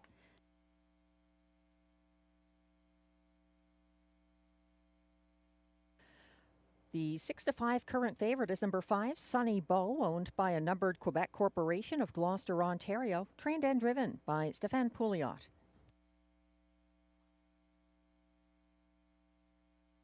Six is Day Trader, owned by Gerald Dinel of Ottawa, trained by Mandy Archer, driven by Guy Gagnon. 7 is Midnight Mood, owned by trainer Jamie Johnson with Sonia Johnson of Edwards, Ontario, and driven by Clark Stacey. 8 is Mock Art in Motion, owned, trained, and driven by Jason Gilchrist of Prescott, Ontario. And from trailing post 9, it's Bees Terrific, owned by Gina Bragagnolo with trainer Yves Tessier, both of Trois-Rivières, Quebec, driven by Ryan Guy. That's your field of 9 for race 10. It's our last of the card. Exactor, triactor, and high five wagering here. No changes in race 10.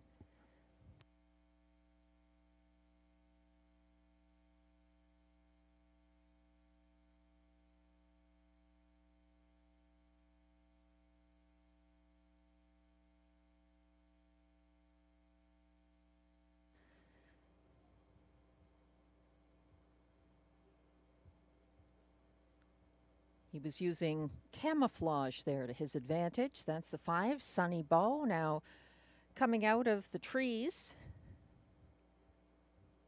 He's the current 6-5 favorite in upcoming race 10. Sunny Bow dueled 4 wide on the first turn here Sunday, clearing the colt to make front past a contested 27-2 opening quarter. Sunny Bow was overtaken by Lady for Dollar past that point and pocketed up. He closed well for place in the stretch drive. That's the 5. Sunny Bow showing some versatility here. He's got the respect as 6-5 favorite.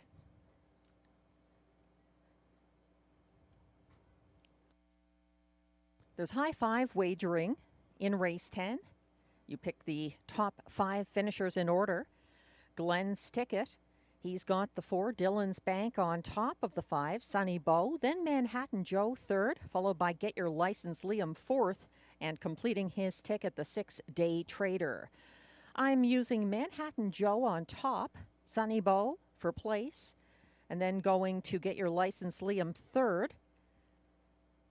I am using Dylan's Bank 4th, and then completing my ticket, as did Glenn, with the 6, Day Trader, who could be better than advertised. Mandy Archer and Guy Gagnon, 5-1 odds on that recent arrival from Mohawk. I'm using Manhattan Joe on top, though, showing some good form recently. 3 wide for the stretch drive most recently.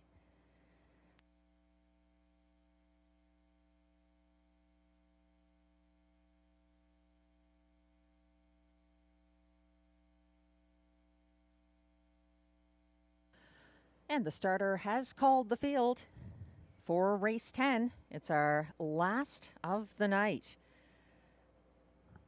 And the current score, Toronto 6, Ottawa 2, under 2 minutes remaining in the third in the first round of the Stanley Cup playoffs, the Battle of Ontario. The Pacers are lining up behind the gate now. 1 is Get Your License Liam, Robert Shepard. 2, What's in the Esky, William Waugh. 3, Manhattan Joe, Pascal Berube. 4, Dylan's Bank, Marie-Claude Auger. 5, Sunny Bow, Stéphane Pouliot. 6, Day Trader, Guy Gagnon. 7, Midnight Mood, Clark Stacey. On the outside, 8 is Mock Arden Motion for Jason Gilchrist, and the trailer is Bees Terrific for Ryan Guy.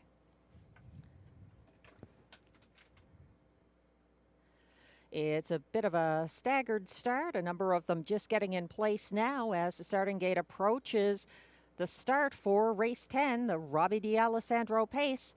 They're off and pacing, a number of them backpedaling there on the outside, but fighting for the early lead. Get Your License Liam is leaving, and now he is getting overtaken by Dylan's Bank and Marie-Claude Auger, who quickly open up by about 1.5 lengths and trying to close the gap there.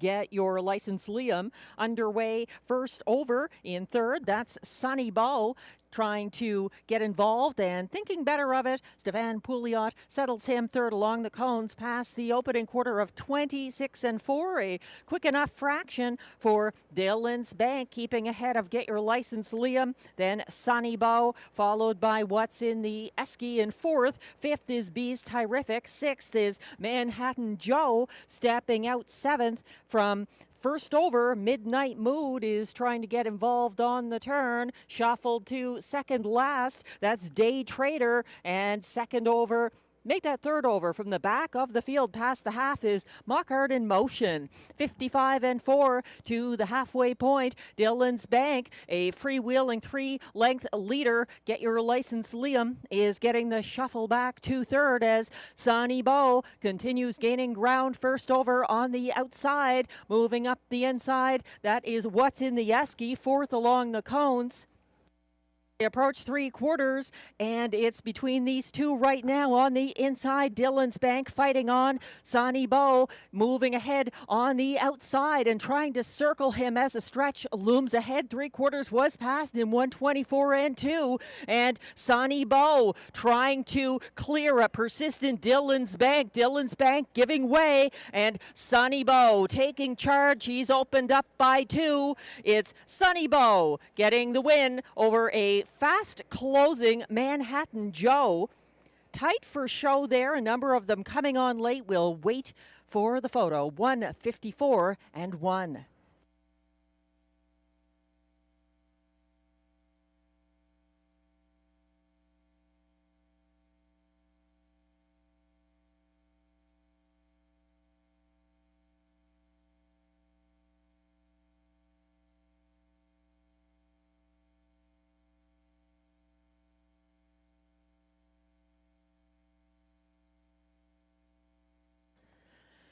Dylan's Bank fought gamely, but Sunny Bow just too good tonight. Powering on, going away for Stefan Pouliot in race 10. Dylan's Bank looks like he may have held on for show there behind the fast closing number 3 Manhattan Joe, who appeared to come on late for a place.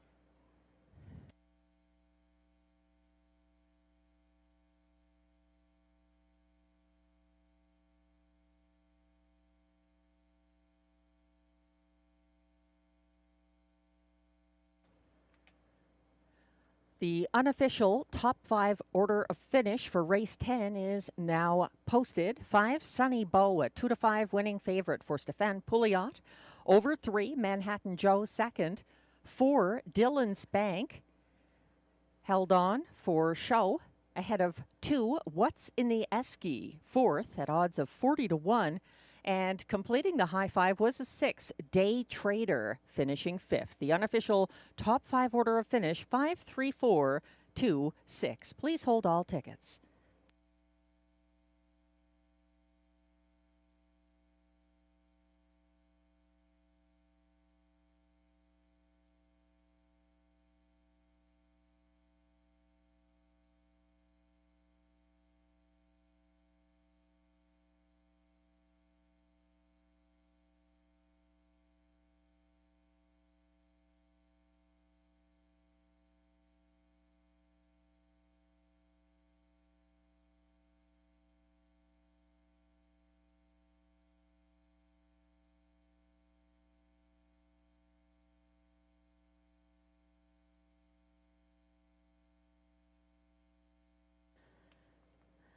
And now coming back to the Rideau Carleton winner's circle. Unofficial race 10 winner number 5, Sunny Bow. A 9-year-old bay gelding by Sunshine Beach out of Oh See My Bow. Owned by a numbered Quebec corporation of Gloucester, Ontario. Sunny Bow was bred by Debbie Filsinger of Cargill and Terry Fritz of Walkerton, Ontario. Trained and driven by Stefan Pouliot. That's his second win of the year in start number 6. And a new seasonal mark, 1:54-1. Sunny Bow, congratulations.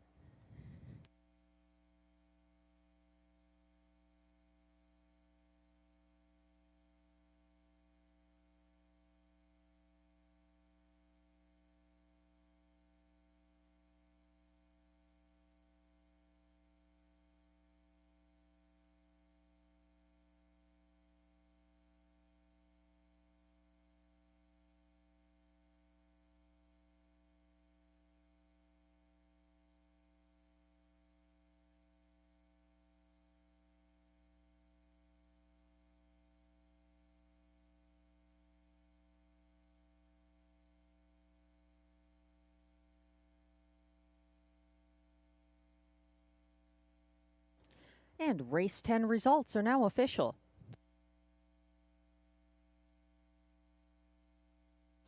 Prices are posted for race 10. 5, Sunny Bow pays $2.90 to win. The $2.53 exactor pays $11.30. The $1 pick 3 on the basis of the 6, 4, and 5, 3 of 3 pays just $7.80. 4 of 4 and the $1 pick 4, $24.30. If you had that pick 4 for 20 cents, just $4.86, courtesy of the winning favorites. It's $52.35 for the $1 pick 5, 5, 7, 6, 4, 5 combination. The 20-cent super high 5 here returns $137.49 for the 5, 3, 4, 2, 6 20-cent combination. The Triactor, the $1 ticket, 534, pays $24.80, and the $2 late double, 4-5, returns $8.40.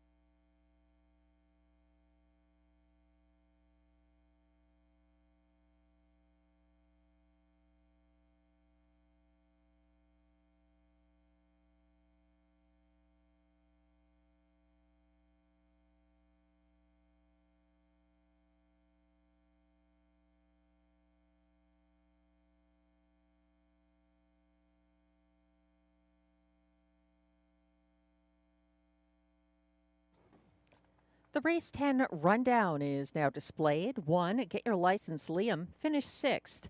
2, What's in the Esky was 4th. 3, Manhattan Joe was 2nd. 4, Dylan's Bank was 3rd. 2 to 5, favorite number 5, Sunny Bow, the race winner for Stefan Pouliot. 6, Day Trader was 5th. 7, Midnight Mood finished 9th. 8, Mock Art in Motion was 7th. And 9, Bees Terrific finished 8th. From the top down, your program should read 642-315978. The fractions were 26 and 4 to the opening quarter, 55 and 4 at the half, 124 and 2 at 3/4, 154 and 1, the winning mile for Sunny Bow in a seasonal best.